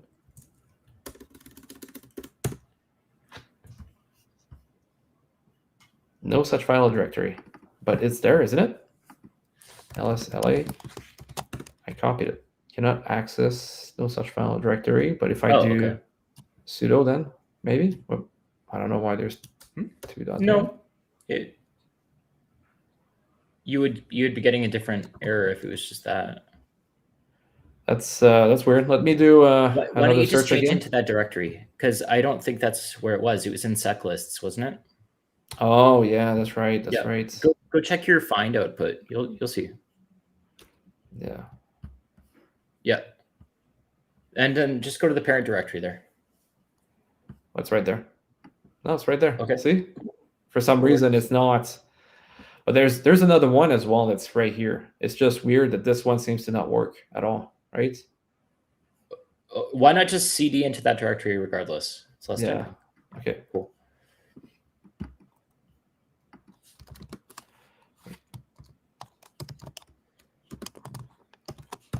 Great. And now extract it. It's right there. Great. For some reason, probably it extracted it earlier and then deleted the other one. So that's probably why we didn't have it afterwards. Okay, all right. Sometimes that happens. So hash rocku, and then we need to put we are already in the word list. So let's do it this way. Let's try it like that. Yeah, but hash.txt is elsewhere. Yeah. And then we are going to use hash and then compiled hash. There we go. Still not found anything. Using default UTF, no password hash is loaded. I think what we need to do now with John, we're going to take a look at, exactly, the format. So we are going to do, is it -- lists equal formats? Yeah. And also subformats. And then we can probably take a look with a grep. What's it called again? PK something? PBKDF. Oh, PBK. And make sure to do a grep-i for case insensitive. Yeah, good point. There we go. Yeah, cool. So PBKDF 2 HMAC. I think it's the one here. 256. Yeah, exactly. Yeah. Cool. Yeah, I got it. So copy, and then now we are going to come here. PBKDF is a password-based key derivation function, and then it's the hashing algorithm here is HMAC SHA 256. So yeah, so this one seems to not work together for you. it seems to not work at all. So it is possible that John is not able to crack this specific password or this specific thing. Let's Okay. take a look also at, let's say, cat, the hash, compile, hash.txt. Now it should be in a way where it should understand it up to a point, and that's probably, maybe there's something else that we need to do. So with hashcat, for sure it would work. Do we have hashcat on those machines? We have hashcat. Yeah. And then, and then the mode would be, I think is it 10,000? Do you want to show how to look it up, or should we just? I can do that. Okay. I can do that real quick. Cool. Let's go take. Wow, I'm loading something I don't want to load. My bar just opened. All right, Ash, cats, load maybe. Ashes, Wikidoku. And, so, okay, interesting. Well, I usually don't find what I need on this site because they don't update this website as much as they update the tool itself. But theoretically, we're looking at what you would get if you were to type in hashcat and then _example hashes. Dash hashes. So example hashes. Oh, that's how you do it? Yeah. And then I grep through it for okay. Exactly, pretty much the equivalent to what you were just doing with John. I do that with hashcat. Yeah. Yeah, I didn't try John last time, so that's why I was curious to see. Yeah, it was also suggested by Kay, so that's good to give it a try and then see different things just in case we didn't see it. Okay, so we have this one that seems to be there. We have 92 matches, so maybe I'm going to have to, HMAC. So let's put HMAC in there because I think it was Mac. Dash SHA-256. SHA-256. Okay, that's Great. what it is. Well, right there, eh? So that's the mode, 10,900. Just as a sanity check, does the hash look like what is in the right-hand column there? Well, it says SHA-256, and then a bunch of stuff equal, and then we have that there. So if we bring up our, well, it's in the chat there, so you guys should be able to see it. I think it's right there too. There we go. So SHA-256, we have 50,000. That probably means something. And then we have this. This looks like the like base64 or whatever. And then that's probably the rest of the password. So that's probably what we're going to do. We're going to try to see. We already know that one of those, the longer one is the password hash. The shorter one is the salt. Yeah. Yeah. All right. So are we good to go? We're good to go, man. There you go. Okay, so at this point, I'm going to try with this one, right? So without going to another machine, because the goal is to be able to see if we can actually crack these things the way that we're doing it right now. Compile, hash, and then I believe after that you can just use user. This one hashcat is going to find it normally. Dash user. Is it going to work? Did you tell it the word list? Maybe I was looking away for a second. I forgot. I need to do that. You know, hashcat has a default word list. It's okay. No, but we should use the word list that we have here. Raw Q, which is right there. If we do it this way. Cool. It's going through the dictionary. Did it? Yeah, there we go. We found one right here. Yes. That's the password right there. Super secure password. Great. I love it. Super secure password. That's great. There we go. 8 digits. So yeah, so we can let it go if we wanted to, but this one here is basically, if I take a look, we have it's L5 over here, so it's Emily. So we found the password for Emily in this case. I'm going to let it go. I'm going to reduce it, so we're not killing it just for the sake of it, and then we're going to keep going. Because we might still get a hit on the admin hash, right? Yep. Oh. Theoretically. Yeah. Hold on. I'm going to. Thank you very much, Kay. We are working as a team. I'm going to post it directly in Discord. Should probably put Emily first. so people know. There we go. That's exactly the output that we get at the end. So now that we have a password, do you guys remember we talked about one port earlier? Yeah. There's one port in there that could be very interesting. I see there was an option. Sorry, I forgot to look at the chat lately. So I see formats. Yeah, MD5, I don't think it would work, unfortunately, but you were in the right path about what we needed to do. See that directory, good. And then simple sudo gunzip d should work. Yeah. So K the cyber guy got it. Yeah, exactly. In Discord. Yeah, it's WinRM. Yeah, exactly. And WinRM. And there's a good tool that we're going to use, and that should be almost your best friend, especially when you're working with Windows. Right, four-way? Only when you're working with Windows. I actually don't like it. But... All right. Well, I mean, you could be using PSExec sometimes, right? So that's another thing too that you have to keep in mind. That's true. Different tools to use depending on what's available. But in our case, especially when we'd see 5989, support is going to be most likely open all the time. You want to use this one as much as possible. Yeah. Evil with RM. Yeah, that's exactly what we are going to use to be able to get in there. So evil dash WinRM. And then over here, we are going to have a user, which is Emily. Not email, Emily. Oh my God. The password, we just discovered that. Discovered that's 1, 2, 3, 4, 5, 6, 7, 8. Let's make a space just in case. Yeah. And then the location where we're going to go, which is 10 dots. I have it here. So if you put this in your hosts file, you can just put the host name. Yeah, I do that sometimes, especially when you need, let's say, subdomains. That's going to be the reason why mainly I'm going to do that. If I'm coming down to there, but yes, that'd be the right way to do it. Or you can do, that's another way. You can do, let's say, compile. Is it compile? That can name it compile and then say equal. Put that there. So, whoops, that's not there. I need to do it. Let's say I do that. Okay, I do compile.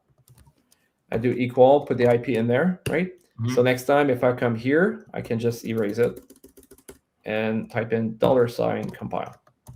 Yep. I do something really similar personally. I keep a whole list of environment variables, and I just source that file every time I hop back onto the box or every time I open up a new terminal. Yeah. Keeps things really tidy. Yeah. So it's a good way to be able to do this. However, there's a downside of that, right? Is compile is not going to be available across the board. So it's only for that terminal. It's not going to be everywhere else. If you do it in host, like Four-Way was telling us earlier, it will go directly for every terminals that you're going to use. So could use export to put as a variable. Yeah, that's another way that we could have done that. So yeah, exactly. I love the fact that you guys are thinking outside the box as well and trying to think about other ways to be able to do something similar, because that's the way you need to do that.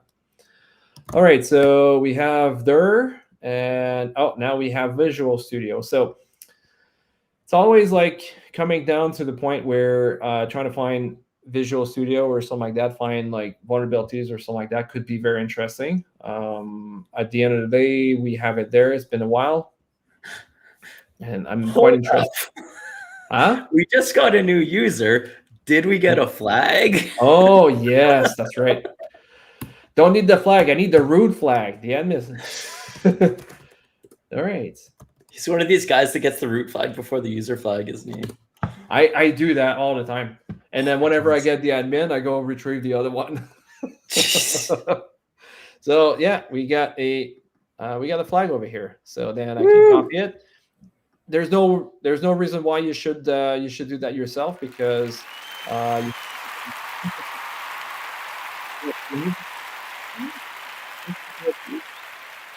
play machine. Oh, I have to do guided mode. Hold on. No, you don't. There's adventure mode. That's what I think, but it's not giving me the option. Yeah, it's not giving me the option over here. Oh, you're kidding me. Yeah. All right. That's on the. We know that we got the flag. Yeah, that's on Enterprise. So either way, yeah, we all know it's there. All right, so there's lots of stuff we can do. Yeah. There is also the I don't think we can go to the other user, but have to answer question first. Yes, we have to answer the question first. You're right. It's just I was trying to skip this. If you guys want to answer them, we could. It's possible. User flag is going to be here, so I don't know how many we're going to go. TCP, I think it was 5,000 or 5,000. No, 3,000. Let's not. It's okay. We're making pretty good progress. We're going at a good pace. Yeah. Now I need to answer this. Yeah. Yeah. There was something that we promised to do earlier that now we can actually loop back and do it. Is let's run WinPeas. Okay.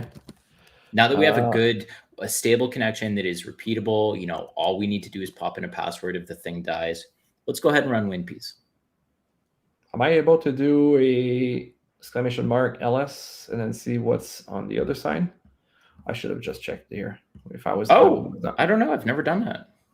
Yeah, sometimes you can do it to be able to take a look what's going on the other side, but it seems that I'm not going to be able to do that. So if I do a upload, hopefully it's going to work. Yeah, it compile. And then after that, I think it was win piece any.exe. So this is a handy feature that Evo WinRM grants us, is that we can transfer files around without even leaving the terminal, or doing an HTTP server or SMB or anything like that. We can just use the upload command. Super easy. Oh, okay. I don't need to put that thing there. It's probably screwing it up. You need there you go. Yeah. Cool. Yeah, that was the only thing. So we're good. So obviously it's not a super fast protocol, so it's going to take a little bit of time to be able to get there, and then eventually we are going to be able to do it, because we have to take in mind or take in consideration the fact that the file that we uploaded earlier is on Richard. It's not anywhere else, and I probably don't have access to his username right now.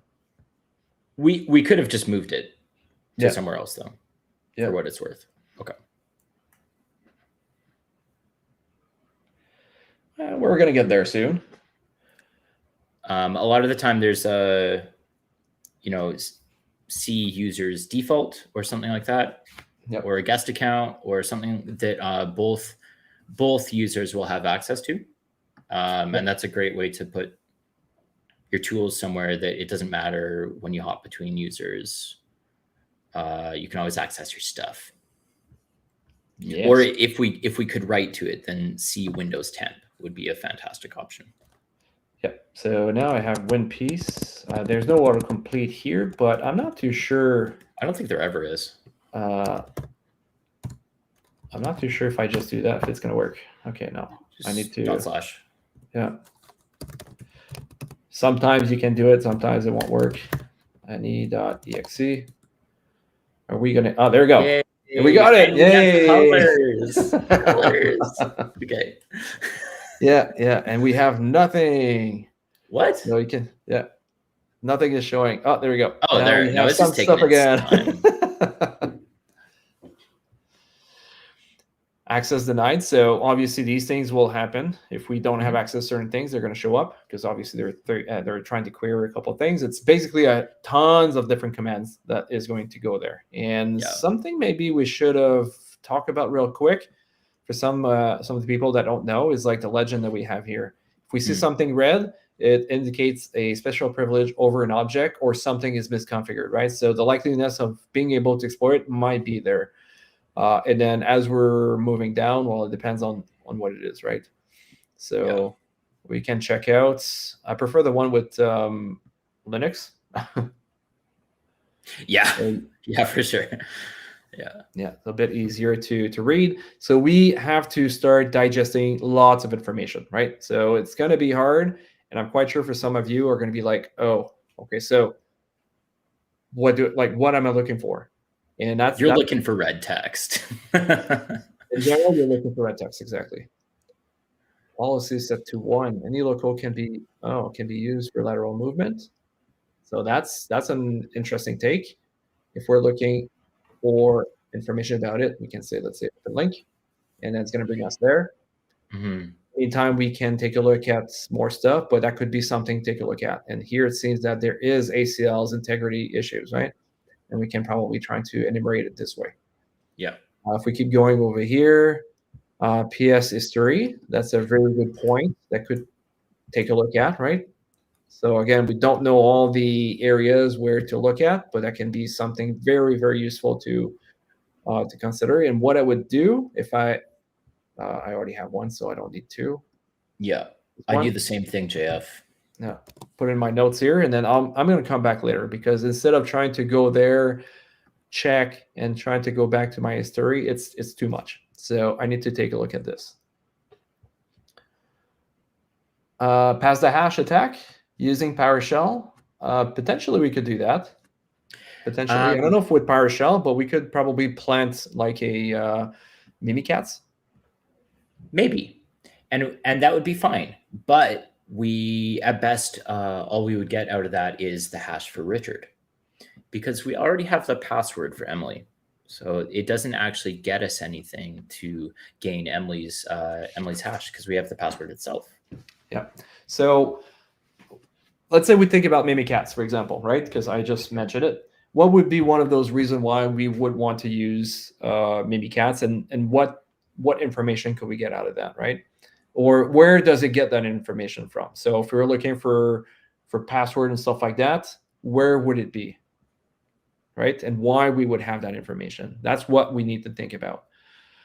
Did we get a big environment in the end? Because this is a good prize question.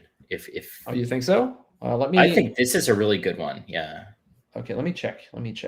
Maybe that's one we can go with this. If I do come here, I'm gonna try to check if I can get the last one, the last event that we did, and we had some. I think. Oh, I'm not sure. I'm not sure if it's available. That's the thing, and that's what I want to be careful with, because this one's just for honor. Then, can anyone tell me what do we typically access with Mimikatz? Or even simpler, what's it for? Why do we use it? And I'll keep an eye on Discord and YouTube. Sorry, Twitch guy. And yeah, well, I mean, it could be if it's on YouTube. Oh, you're not going to see it, but I should be able to see it. So yeah, you should. It not be an issue. I can. Yeah. All right. So let's start keep strong. going. Got it. Awesome. Yep. Yeah. It checks the LSAS. So exactly, the memory.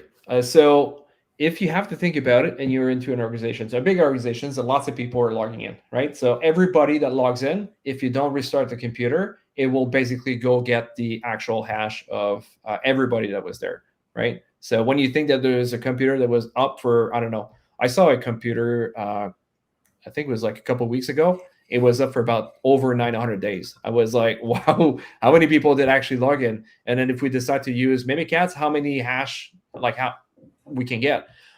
The other thing too is like we have to think about the password policy in there. So maybe some of those hash are not good anymore, but it could give us some hints about how they're actually using their stuff.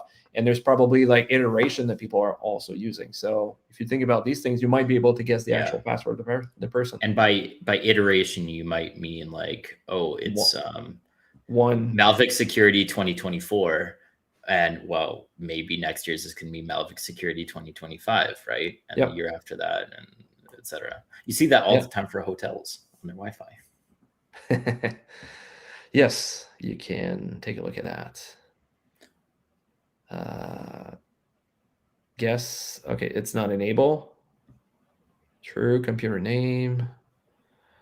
It's not enable, so there's no reason why we should go after this user unless we see something that's interesting. Yeah. Compile, console, Emily. Max password age. So you can see that can give you an idea of how often they can age. Take ownership.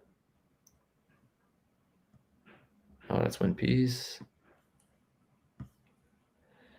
So you see here, like we're not even done Yeah. So I think I need to go a little bit faster here because otherwise we are going to be here for a long time. So WinPeace can be a good source of information, but can also bring you into a rabbit hole. So if you're like out of information and you don't, that's interesting. Well, no, that's not too interesting. That's desktop.ini. But maybe there's some people here that know exactly what we could do. And probably it's a good session right now that we could actually talk about without saying this is an actual vulnerability here, right? So Windows, whenever it goes through the path, is going to take a look at, let's say, here, program data. We're good to go. And Microsoft, good to go. Windows, good to go. But when it comes here, it's going to take a look at starts, like start.exe, right? It doesn't find start.exe, then it's going to do start menu and then keep going, right? So in the unquoted and space detected there, right? If we are able to put a file that's called start.exe, we can basically hijack this path. So if there's something that was be run as administrator, we could basically take over at that point. In this case here, I don't think this is relevant, but this is always something to keep in mind if you are trying to figure out a way to be able to do that. And what it would mean is like you stop the service, you put your .exe there, then you start the service. You might be opening up a listener first, and then you start the service, and you can get a shell through this. That's it. Yeah. So the preconditions are: do we control the parent directory? Like, can we write to it? And is it root or administrator or another user that we want to pivot into that's calling the executable that's accessing that location?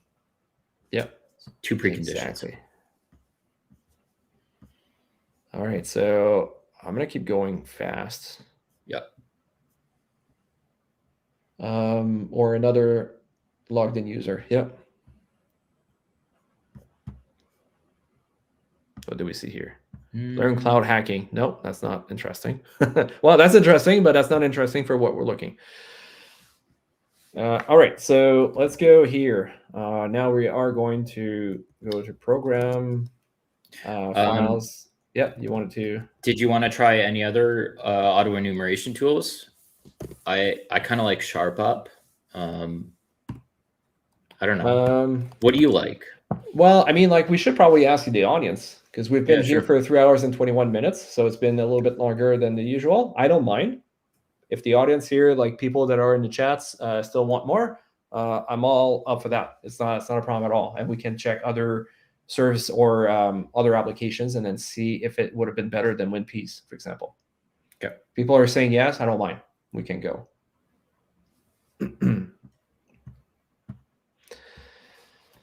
All right. I'm just going to do that for now. In the meantime, program files. So yeah, there's a bunch of different auto enumeration tools, and some are really, some don't give very much output, but what they do put out, you really need to read through all of it. And then there's other ones like WinPeas that give you so much information, and it could take you an hour to read through it in detail. So there's 2 ends to the spectrum, right? And yeah, sometimes enumerating manually is really, really valuable, like JF is doing as we speak. Yeah, I mean, like Visual Studio normally is not installed.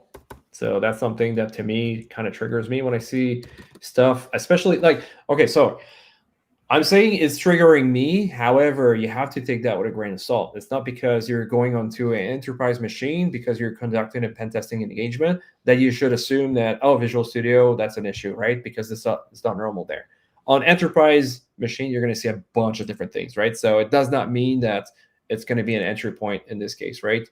So right now, because we are playing with Hack the Box, in general, when we see something that's a little bit out of the ordinary, we can assume or we can think, right, that it could be potentially a point of entry. See, want more?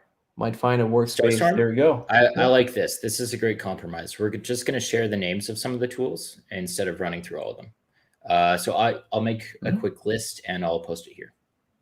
Be right back. Yeah. I mean, like if you have an extra one that you like, we can actually cover just an extra one or something like that for sure. Directory, community. Okay, so You see Starstorm. Yeah, Starstorm. I saw you at B-side 2024. I think that was you, right? I'm quite sure.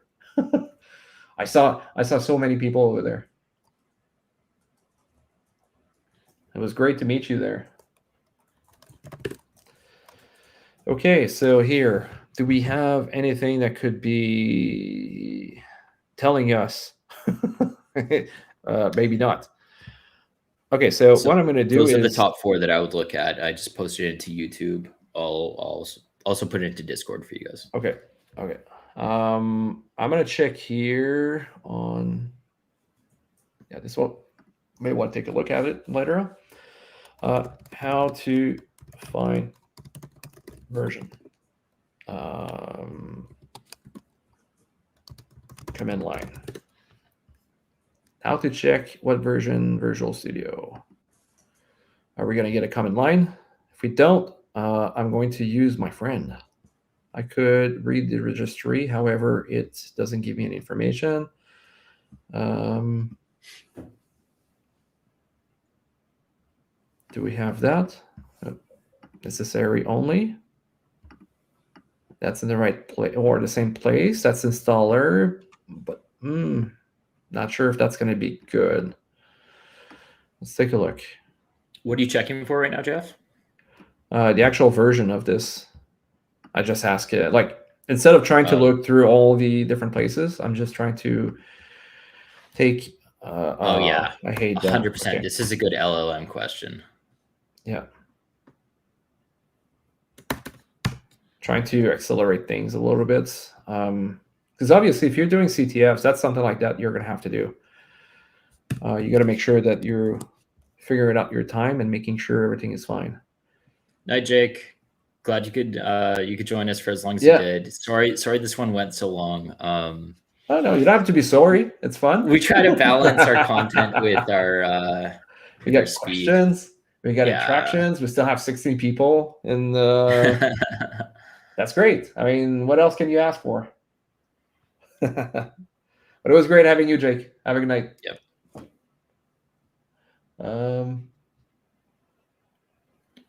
Yeah, 3:25 a.m. That's yep. I feel okay. For you. So I thought I was. Why? Oh, okay. Am I in Gitea?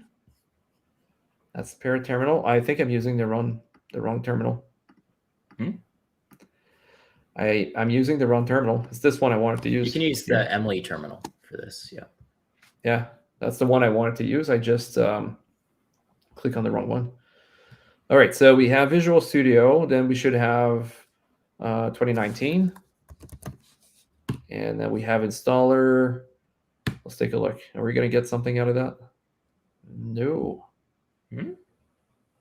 Wait, you're running VSware? Yeah. Well, I don't know if it's feasible or if it has it there. So, okay. Let's see if it's in install. Oh, that's 2019 community directory. Do we have install there? No, we don't have install. So we don't have the same path. So that doesn't really make any sense. So you know what? I'm just going to copy this ChatGPT. It will be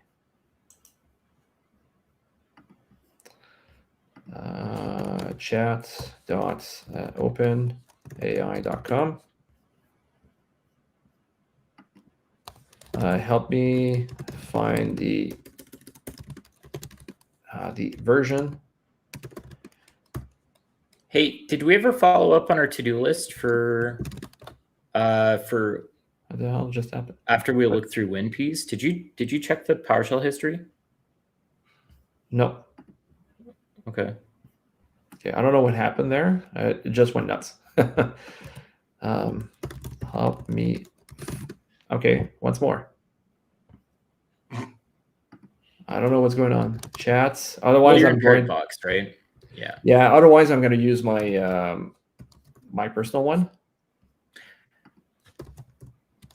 So I'm a huge fan of the DuckDuckGo chat, which isn't locked behind any kind of login. You can use it fully anonymously.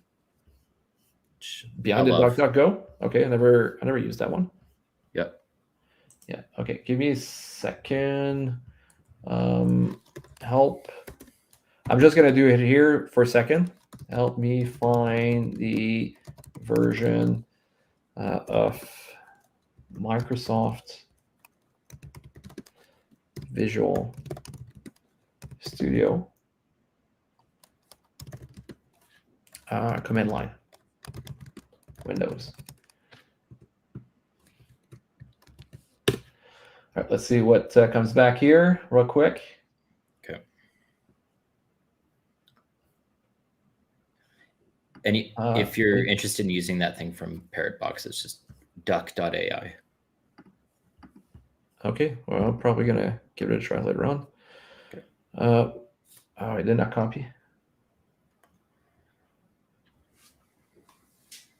It was supposed to copy the whole thing. I don't know if that's going to be working. Otherwise, I'm just going to go in there. Yep. And then paste. Nope. Visual Studio Dev environment. You must provide value providing operator. That's interesting. Program dev environment. No, it's not. It's not giving me the information I'm looking for. That's what it is. Sometimes when you start doing these things, it's not going to give you exactly what you're looking for in our case, right? Yeah. So you have to do a couple of things here and there. Enumeration. Huh? Sorry, go ahead. Yeah, because the thing is, if I can remember, I've used. Is it this one? Like I got some of my notes over here. Try code help. Okay. Yeah, you talking about with this one? Or maybe it was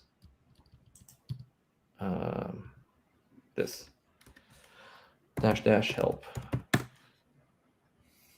Yeah, it doesn't seem to be wanting to work. Or code version. Yeah, very good point. Version, no. Let's just do -- no. Windows, a lot of times they're going to do a slash for some reason, or a /v. Mm-hmm. Let's try. So none of them seems to be working. So that's the interesting part. But you know what? Okay, so I'm in 2019. Then 2019. I got the installer is there. That's what I was looking for earlier when I was looking. So dir. Then we have the vSphere here. And that's exactly now what we have basically from. Yeah, good. And then here, I got a command for you, JF. Yeah. Just from searching on my end. Oh, you got it? Okay. I think I got it. Anyway, it's in Discord if you need it. Sounds good. So now let's do a vsware.exe and then put that there. There we go. It worked. Great. I was just a little bit too far into the folders, and that's the reason why I could not get it done. Right. So that's why. All right. So now we have this code version, and it's property catalog product display version. So I mean, ChatGPT gave me a portion of it, but it was missing out on the actual path and stuff like that. So maybe if I would have done a little bit more research there, it would have worked. Good. All right. So let's take a step back.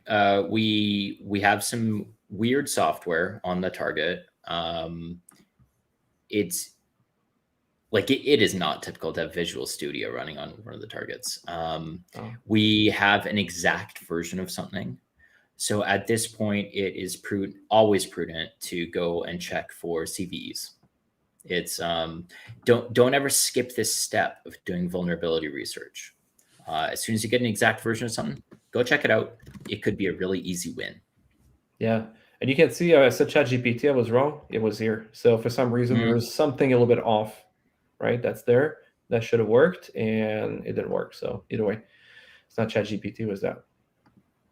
All right, exploits, Microsoft, Microsoft Visual Studio, and then we are going to paste this here, and we are looking for an exploit, right? So now we have here CVE details. That seems to be interesting there, but CVE details, that's good. I'm looking more for like the actual way of doing it. So that is not too bad. Potentially, Well, you have a link. CV number there, right? That's half the battle.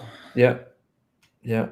Limited privilege access, visual plus plus. Sometimes you can just refine it and say exploit, but Git hub, you don't find exactly what you're looking for. That's sometimes the best way to be able to find them. Yep. Don't know if we're honestly, as soon as I find a CVE number, I'll Google like the CVE number, exploit, POC, vulnerability, just like a bunch of little key terms after that, and it's really effective. Yeah, so it brings us directly to the POC here. Okay, so I'll take a look there, and it links us to an article there, right? Yeah. Oh, okay.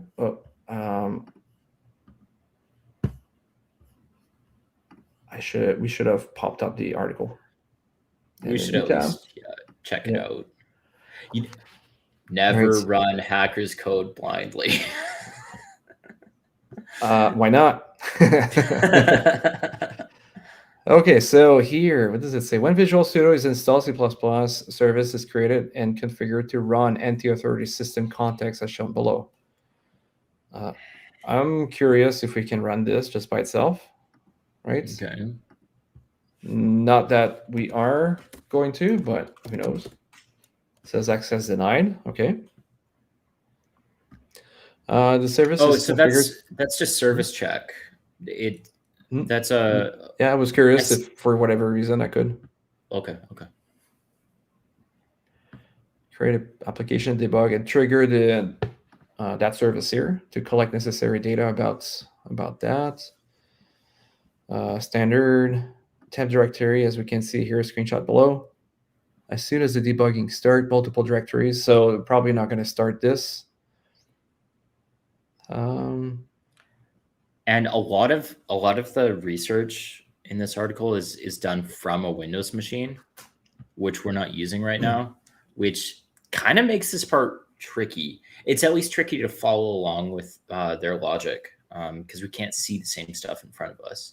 We might have to take a few of the things that they say at their word. What do you think, Jeff? Well, the thing is, sometimes if you're actually going into an actual pen testing engagement, yes, you want to go through the whole code, and you want to make sure that you're not going to be running something that will open up doors to potential attacks in the future. Yeah. For us, for you, for most people, if you're attacking those machines, sometimes trying it and taking a look real quick and just trying it as best as you can might be your best deal, right? And you might be able to get it right away.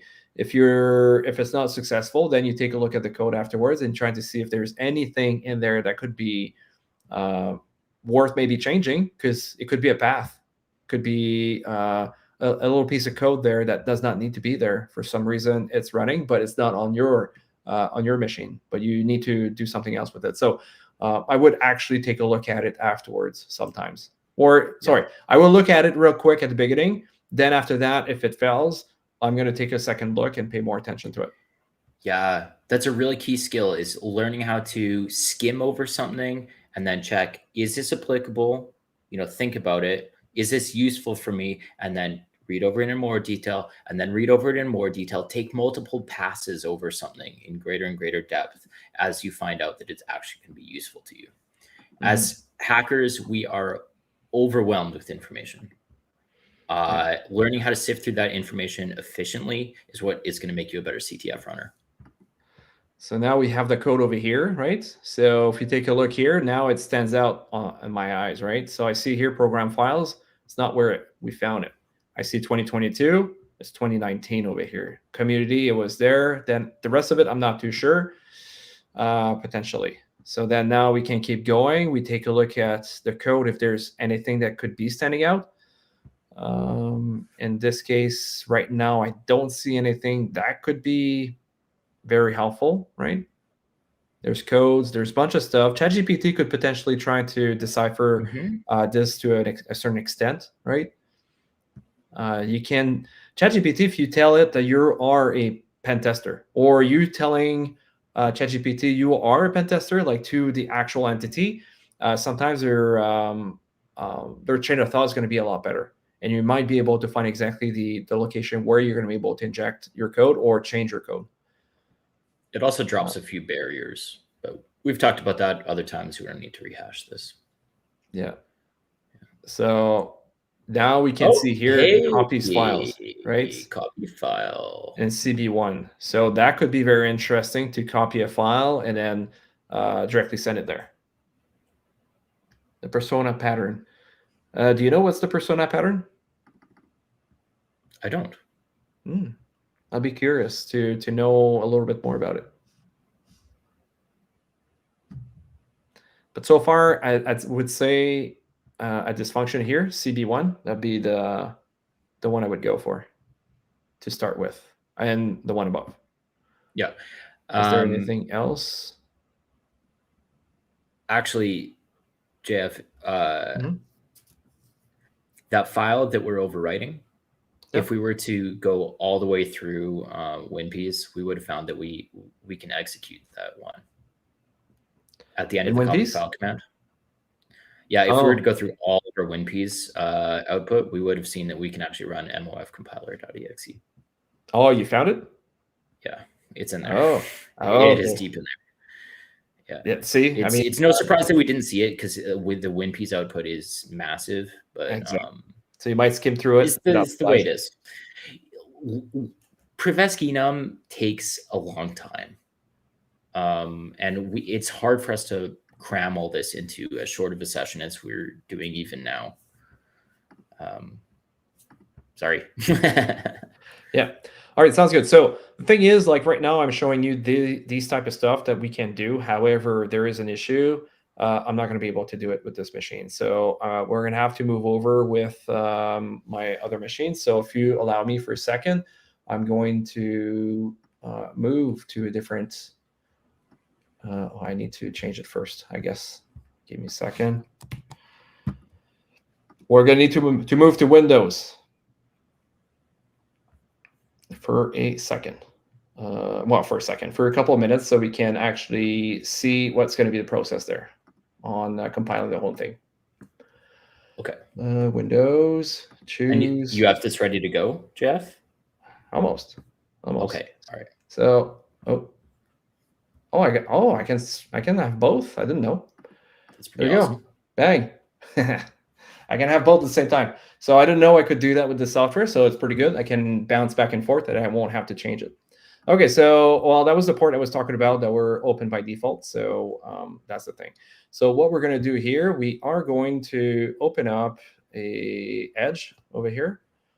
Please do not judge me, because I know people judge people using Edge instead of Chrome. And what I'm going to do here is I have the guy, which is WH04M1000. So WH04. That's the wrong place. WH. Oh, there we go. So we have the whole thing that's going to be speeding up the whole this. We are going to click on that and do the exact same thing, and then copy this. Not copy this. I'm just going to download a zip. Oh, okay, sure. Yeah. It's Windows. You have to do it differently. What? You can't just clone it? No, I'm joking. Oh man. Okay. I know you're not using Windows. Okay, I know you're not using Windows. That's why I'm trying to trigger you a little bit, right? That's the reason why. Exactly. So I do believe it's this. Worst case scenario, we can go to main, and then I'm going to double click. So by the way, Visual Studio is already installed. Everything else should be good to go. I also already installed the C++ module, basically, you can call it. So we don't have to go through the whole role of this. Hopefully it's going to load. It's not a super powerful VM. And again, if it doesn't load, it's not too much of a deal. I'm not super familiar with this either. Is that how you open this up? There you go. Okay. So now we said here we were going to do space and then x86 and then transfer this here. Good. And then here we said 2019. Mm-hmm. Everything else, technically speaking, should be good to go. So we're going to go down to CD1. Say again? Okay. The file path lines up. Sounds good. And then here we are going to replace it. Thing is, in program data, it's writable in there. And we are going to, well, I am going to name it as rev shell.exe. Okay. So this is fresh for us. We just went through this half an hour before the stream. But why are we doing this, Jeff? Right? Like what was the POC doing before you just made that change? It was putting the command and basically pasted it over this, right? Right. Sorry, moving it over there. Moving it over there, yes. Or copying over there. It was copying over cmd.exe and then running it as administrator. So it would have popped a new CMD terminal to the screen if we had like a visual interface into the target. But we're not running any kind of like we just have WinRM, right? We're not using RDP or anything. Like we don't have a graphical interface onto the target. So popping a new window of CMD is not going to help us.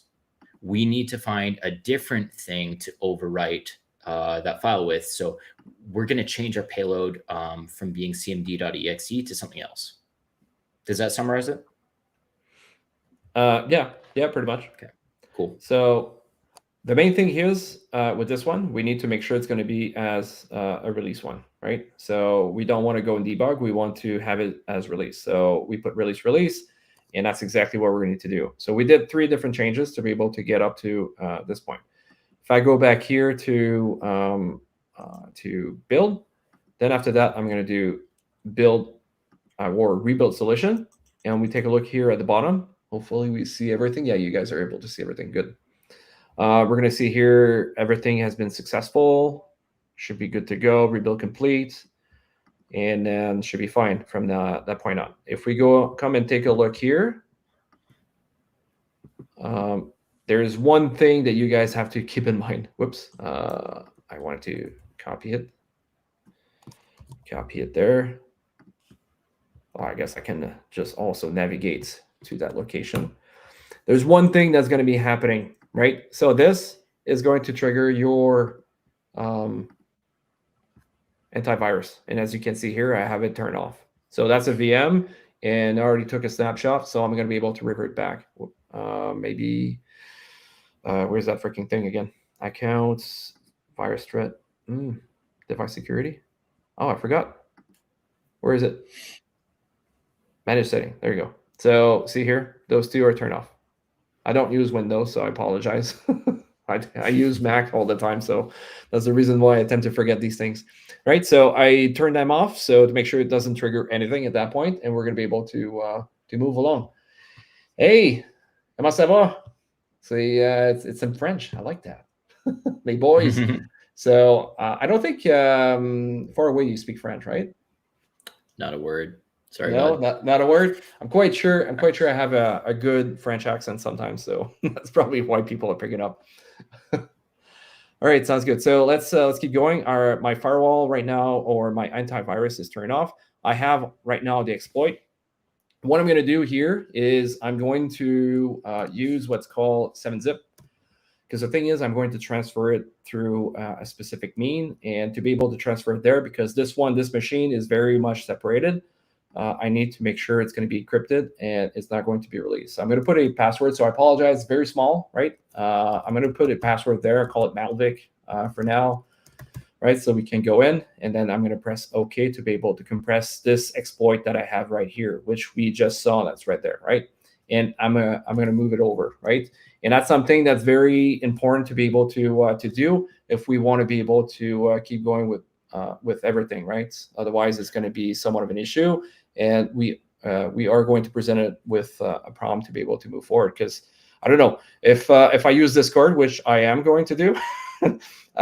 Maybe Discord does not like to have exploits on their stuff unless it's like actually named as text or not text, but yeah, text or bash or something like that to be able to decipher what it is. And in our case, that's what we got to be careful. Usually about, zipping right? it is enough, which is kind of scary. It'll give you a little prompt saying, this looks suspicious. And you're like, yeah, I know, that's what I was going for.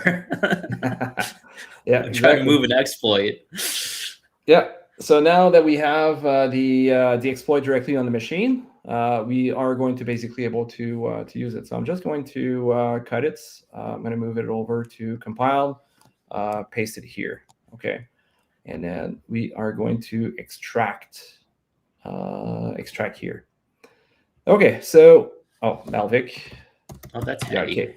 Yeah. So now I have it over here. That's our exploit. That's one piece of the puzzle. We need more than this.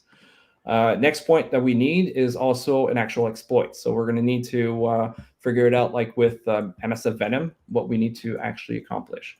So again, we need to get another terminal to be able to get here, but not a terminal that's already logged in. No, I mean, that's what I was talking about. I have too many. I guess these ones we can close them. We don't need.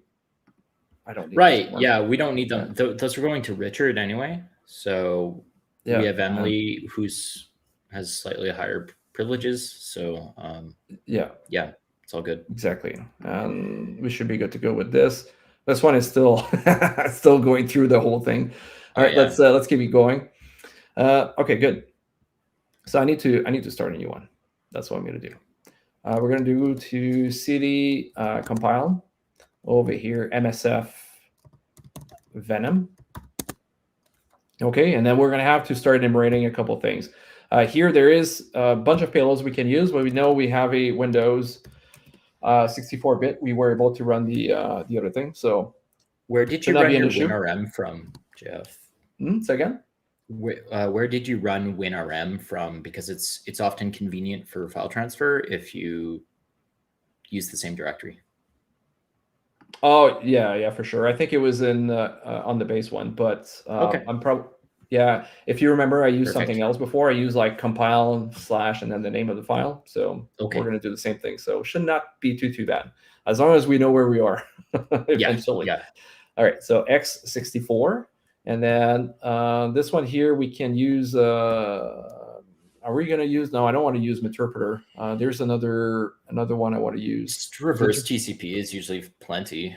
I have kind of a bias against using Metasploit, but I don't know why. Well, the thing is, if you're doing OSCP, you want to try to avoid Metasploit, right? So that's a very good point. Very, very good point there to just avoid doing that. So in our case right now, what we're going to do, we're going to use the reverse TCP. So we have the shell reverse TCP. Yeah, exactly. There you go. TCP, which is very similar to what we do normally and what you would be allowed to use it on the OSCP exam. Okay, so now we have this part there. We're going to look for the same thing as we would do. So we have the L host, which is localhost 10.10.14.2. We're going to take a look at the L port, which is going to be, I think I'm using I'm going to use 445 at this point, right? Because I think I used 4443, 4444. I probably killed them already, but just in case, I'm not going to argue with my system. You never know what can happen, right?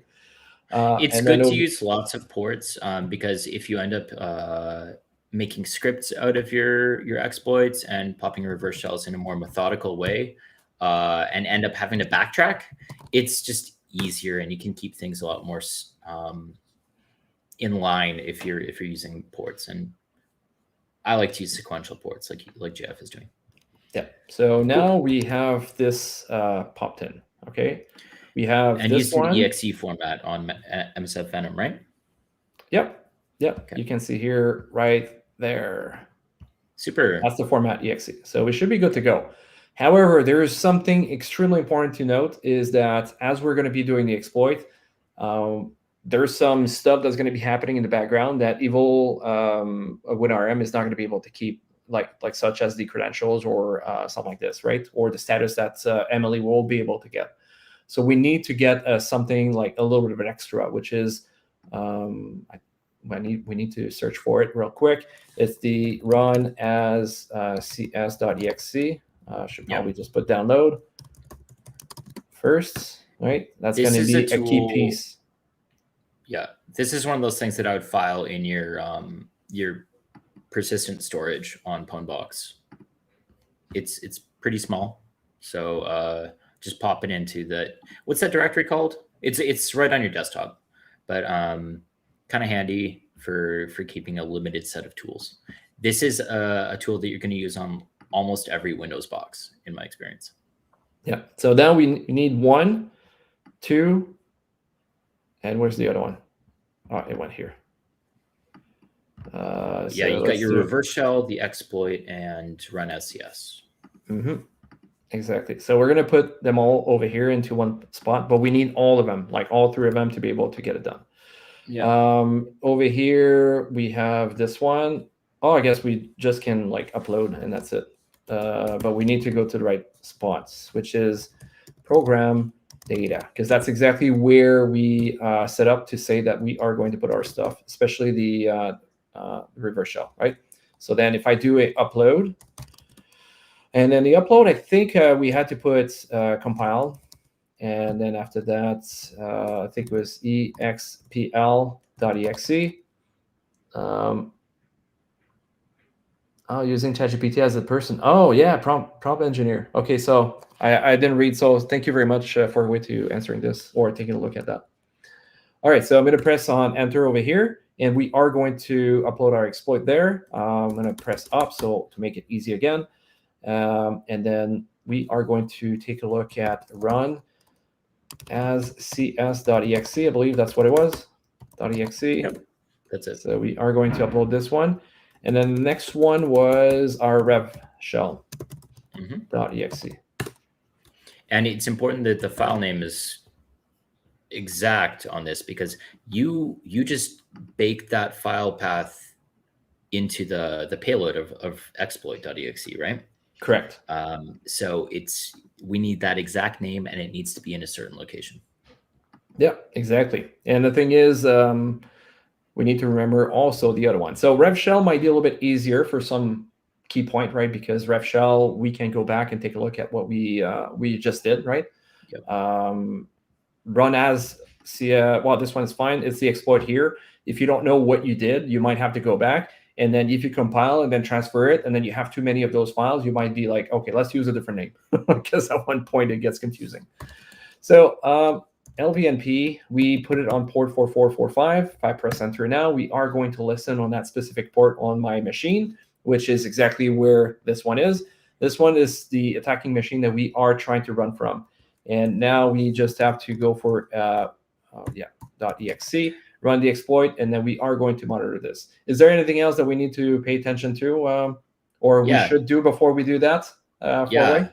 Yes. One really small thing is whenever I'm opening a reverse shell for a Windows target, I always open the listener through RL wrap, because you can't upgrade a shell in the same way that you would on a Linux target. So using putting your reverse shell listener through RL wrap allows you to do something simple as hitting the up key to get command recall. Okay, good. So just kill your listener and run it through RL wrap instead. And it's like the easiest upgrade you can do. Yeah. So the only thing is with this, RL wrap is not installed by default, right? So this is something that you have to, this is something you have to install onto Pwnbox, right? Which is not too hard to install. So install RL wrap, and then you just wait, and that doesn't take that long to be able to do that. No, not too bad then. Good thing to add to the tools, the arsenal. Pwnbox script. Yeah. Yeah. And then RL wrap. What are the? I think it's C. Is that car? No, it's not car. You just prefix whatever you were gonna do with RL wrap. That's. But is there any? There's no any options? No. There's no args. Okay. All right. So you put NC LVNP 4445. Put that there. Bang. There. Okay, so this one here. I said there was an issue with it, and this is the file that we need to run at, right? Because otherwise it's going to have issues potentially as we're running. So we are going to do the run as, and then over here, then after that we're gonna have to do a little bit of a magic, right? Or not exactly magic, but trying to make sure that we are covering our arcs over here, and we keep the credentials in. So run as would be Emily, have also the password, and then we are going to be able to run the code or the thing that was like the exploit that we have over here, right? And I think we need to put the explicit path, isn't it? Nope. No? Okay, I'll put it because I'm already there. I used a relative path when I did this, but sounds good. No problem. You know, on Windows, it's funny. Sometimes you never know when you can actually use a relative path or not. So yeah. All right, so let's press enter now and then see how things are going to go.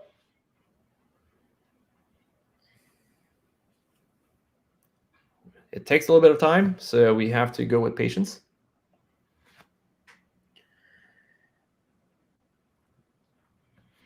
So knowing how to use run as CS is pretty important. This is a tool you'll use all the time when you're opening up a new reverse shell as a different user. So it's a great tool for pivoting between different users on the same box. When you're opening a reverse shell, make sure to check out the args you can pass to run as CS, because you can background the task as you run it. There we go. I think you got something in it. Speaking of background, let's check it out. There we go. Yeah, that's to-dos lost. That's not French and that's not English. It's probably like Spanish or something like that. Exactly. So if we do who am I now, we press enter, we are NT authority. Wow, I didn't know this one existed there. There we go. So if we go to is it user like that? No, it's users. CD users, enter, and then CD administrator. There we go. Yeah, there's no tab completion in this shell. Yeah. Desktop. There we go. Directory, and then type root.txt. There we go. So now we have our flag root.txt. Hooray! Yay! We did it, and it only took 4 hours. Yeah. I mean, it took 4 hours, but can you imagine not knowing anything? How can it be? Yeah, I did it that way. I mean, up until that last step that we did together, yeah, man, it takes a really long time. This often takes me days, right? And don't be ashamed if it takes you you know, upwards of 12, 16 hours to finish a box. For me, that's normal. And I consider myself like not inexperienced. So you know, just roll with it. It's about the adventure. Yeah, exactly. So yeah, it's an interesting machine. A lot of things that can be learned out of that, and hopefully you guys learn a lot of stuff. I can say that I did learn a lot of things from that machine, but I also learned a lot of things from working this machine out with for Huawei, and hearing as well your suggestions. It's extremely important to be able to be wide open and not be restricted to only what we know, and just be segregated with this. So if you are able to join us into some of the hacking sessions that we are doing, especially for Huawei, I think you've been quite good at being into the channel there, and then keep doing it, and then trying to challenge people to be there. It's extremely important to be part of that. And also, it's a good way to be able to learn, right? And then advance your journey into this. So yeah, I'm in Discord a lot. So any of you listening, you want to come join me sometime? I would be a lot less lonely. Yeah. That's all right. I go and join you once in a while. Yeah, sometimes. I got lots of stuff to do. So it is great. It's fun. It's great. So yeah, I mean, like, we still have 9 people. That's good. That's great. Really happy to have all of you guys here. It's fun. I see there's a message coming up. Learned a lot, as I do every time. Hacking sessions are always something new to learn. Yeah, exactly. Starstorm, you should join us once in a while. Yeah, exactly. So, do you guys have any questions about this machine before I pass on to probably one of those things that we have to cover, I think, which is the big announcement. For some of you that didn't hear about what we were talking at the beginning of this session here, we are going to make a big announcement on how we are going to proceed from this point on. So we'll finish. If you guys have any questions, we'll finish the session there with that, and then I'll talk about for probably 2-3 minutes. So it's not like a big plan I'm going to be talking about, but at least so you guys know what we are intended to do. You know, JF, we promised we would talk about Blue Team, but I think we can boil it down in one sentence on this, and it's just keep your stuff upgraded, man. Keep it updated and stay on the current version, because this whole box was just CVE after CVE. So do your updates.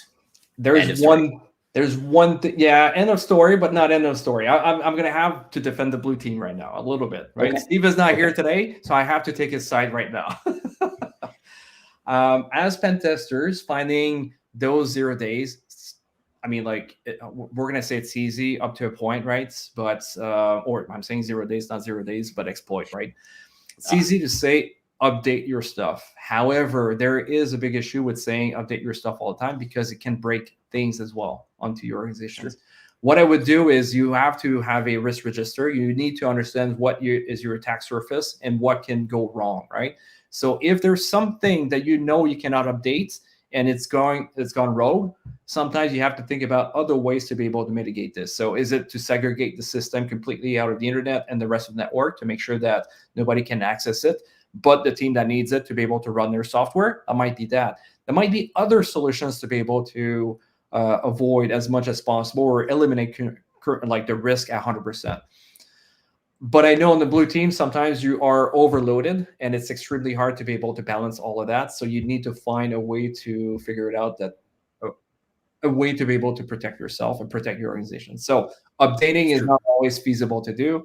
So, but 4way is not wrong. He's not wrong as well. So yeah, trying to update if you can, trying to find solutions to be able to avoid being compromised and have a breach. So it's true. It's always a balance. I mean, we were dealing with at least 2 tools on this box that were, I mean, the Git client was several minor versions behind, and VS Code was 3 years old, I think, when we were looking at it. So like we were using the 2019 version, 4 years old, because this was mid 2023 for this box, I think. I don't know. Yeah. But anyway, that's no excuse. You should be a little faster than that. You should be able to balance it with your operational requirements, as Jeff was saying. Yeah. So you can't keep things on the cutting edge all the time, but you should strike a sensible balance. Yeah, exactly. And that's why you're going to get CISOs or something like that are going to try to balance the whole thing.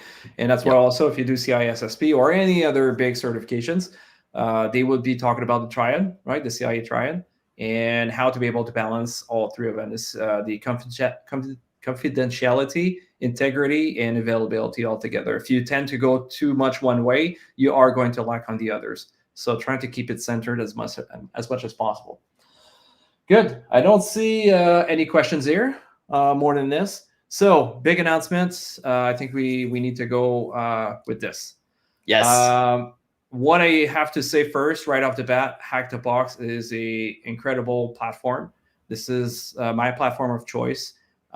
This is where I started hacking, basically. I started loving and doing all my stuff. When I did my OSCP, this is where I referred myself to be able to pass my OSCP after doing countless amount of machines, doing a pro lab as well, doing so many things. So it's a great platform, and really happy to be able to be part of this whole thing. And I think it resonates quite a lot for you as well, Forward, isn't it? Yeah, it does. Hack the Box is it's always going to be a special place in my heart. It's still kind of my home platform. I'm all over the forums there. I'm really active in the Discord. I'm going through the season right now, the latest competitive season. So yeah, I agree. Yeah. So with that being said, there is restriction from like running those Hack the Box Ottawa meetups, for example, right? This channel or everything that goes along with it on the meetup.com. And I'm very grateful because throughout the year, we were able to achieve the ambassador title and all that stuff. So, which is great, has lots of perks, right? This is great. Yeah, guys, this was awesome. Thank you so much. Love to my Canadian brothers and sisters from USA. Yeah, great. Love this. Love these messages. I've always been with US people. I love you guys. You guys are awesome. So, like brothers. When I was in the military, I was working with all of you all the time. So, either way, I'm going a little bit sideways, but really appreciate that comment there. So, we achieve great things. We achieved the ambassador role, which is great. It's tremendous. We are getting some perks out of that, which is great at the same time. But is it everything? When we are running the way we are doing it right now, we are limited onto how much we can do and how much we can talk about stuff. And that's what kind of led us as thinking is that what we want to keep doing, right?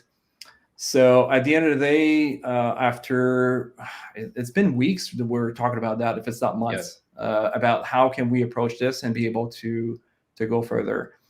And with all of that, we realized that unfortunately, this is not something we can keep doing with Hack the Box directly, right?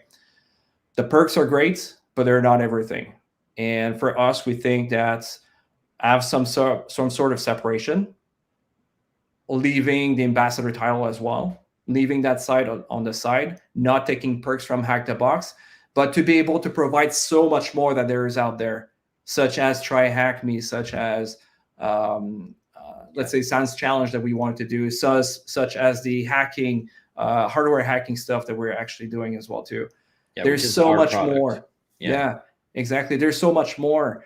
Talking about certifications, trying to inform you as much as possible. It's extremely important for us to be able to give you what we think is the best and tell you Hack the Box could be good for this, but then you could go for another organizations, let's say TCM Security, for example, that is great for something else, right? But being under the Hack the Box banner, we can't. So we've done it a little bit. They have not told us, just so you know, they have not told us to stop completely, but we know this is a red line at that point that we are crossing. So I would say this is the last meetup under Hack the Box Ottawa meetup. So we have to basically start rebranding everything, in this case to Malvik Security, but we are not giving up on those sessions. So those sessions are still going to happen. We are going to still do it, but we're not going to be able to provide the enterprise platform, and we're not going to be able to provide the rest of that things, which is fine in a way, right? Hopefully with you. And honestly, the experience for you as the viewers is going to be minimal. The changes can be minimal. We're still going to keep doing these sessions. We're still going to be going through boxes. We're still going to be going through Hack the Box boxes as well. Some things that might change is, can we give out prizes? I don't know. We might be drawing from a different selection of boxes that we can run publicly. But honestly, like JF was saying, our top priority is giving people a really well-rounded experience and being able to educate in the most holistic way possible. And sometimes we need to talk about more than just Hack the Box. So we're going to keep doing these sessions, but it's going to be under the Malvik Security banner. Yep. So I don't know if you guys have any comments about that. I think thank you for going a little bit more in depth about it and having your touch on it. I think it's extremely important for us to be able to be not under one banner and say that we have to just like talk about in good about them, because obviously at one point they might not be doing something good that we disagree. And for us, it was integrity first, and then being able to build the brand, or build the community, I should say, right? More than anything else, to be able to go forward. So I hope you guys understand. I hope you guys are on board with us, and we're looking forward to be able to provide a lot more. And that's why you guys starting to see us a lot more, right? On a weekly basis, we've been streaming lately, hardware hacking on Mondays, and we are going to provide a lot more very soon. So this is just exciting, I think, at that point. Yeah, it's really positive. Yeah. Hack the Box has been an awesome platform to us to get started on, but now we want to set our sights even broader. So yeah, look forward to more Malvik security content. Oh yeah. There you go. It's a So good thing. big Starstorm. Looking forward to see the session from new platforms. Exactly. There's so much more out there. There's so much more, and we want to be able to provide that. So really happy that you guys are interested in that. There's another comment coming up. Some practical questions coming through. You're still going to be able to reach us at that Discord. The Discord is going to change names. I can say that, right, JF? Yep. Yeah. Discord and YouTube. The ways that you reach us are still going to be the same. I think your experience is going to be the difference is going to be pretty minimal. Stay in touch, and yeah. So the same thing that every YouTubers are saying: like and subscribe, right? And that's it. Take that notification bell as well to make sure you get notified whenever we go live or something else happens, because that's one way. You can go also on Discord, that you're going to be able to go there. So I would say over the course of the week that's coming up, we are going to change everything to Malvik Security at that point, and also the YouTube channel to be able to keep going with this. So nothing really changed other than saying that you guys, if you want to jump on board with us, this is exactly the right time to do it. So really happy. I'm hearing some Discord messages saying that people are joining. That's great. That's great. So if we think about the Hack the Box Ottawa meetup under meetup.com, right? It's meetup.com, the difference. We are going to leave that portion. Everything else remains the same. I would say except X, that we are not going to keep. We are going to start something completely new. There's too much there that I don't have any control on, and I don't want to take any risks, right? So YouTube is fine, and Discord is good. We've been handling them, most of them, for about well over a year now, so it should be good. Mm-hmm. Yeah. So message retracted. That's all right. So yeah, I hope it makes sense. Do you guys have any questions? I don't see anything else. No, I think a big reason for this is that we have a lot of exciting content coming up, and we need the freedom to be able to publish our own content, and sometimes to be able to talk about other platforms as well. So it's all good stuff. You don't need to worry. Stay in touch. Discord's the best way, and we're going to keep streaming to YouTube, to Twitch. That's not going to change. Yeah. I'm on LinkedIn as well, so you guys can connect with me as well. Yeah, that's another thing. I don't think you're on LinkedIn, Four-Way, isn't it? I'm not. No, you're not. Okay, so if you're looking for me, JF Provo, Provost, that's me.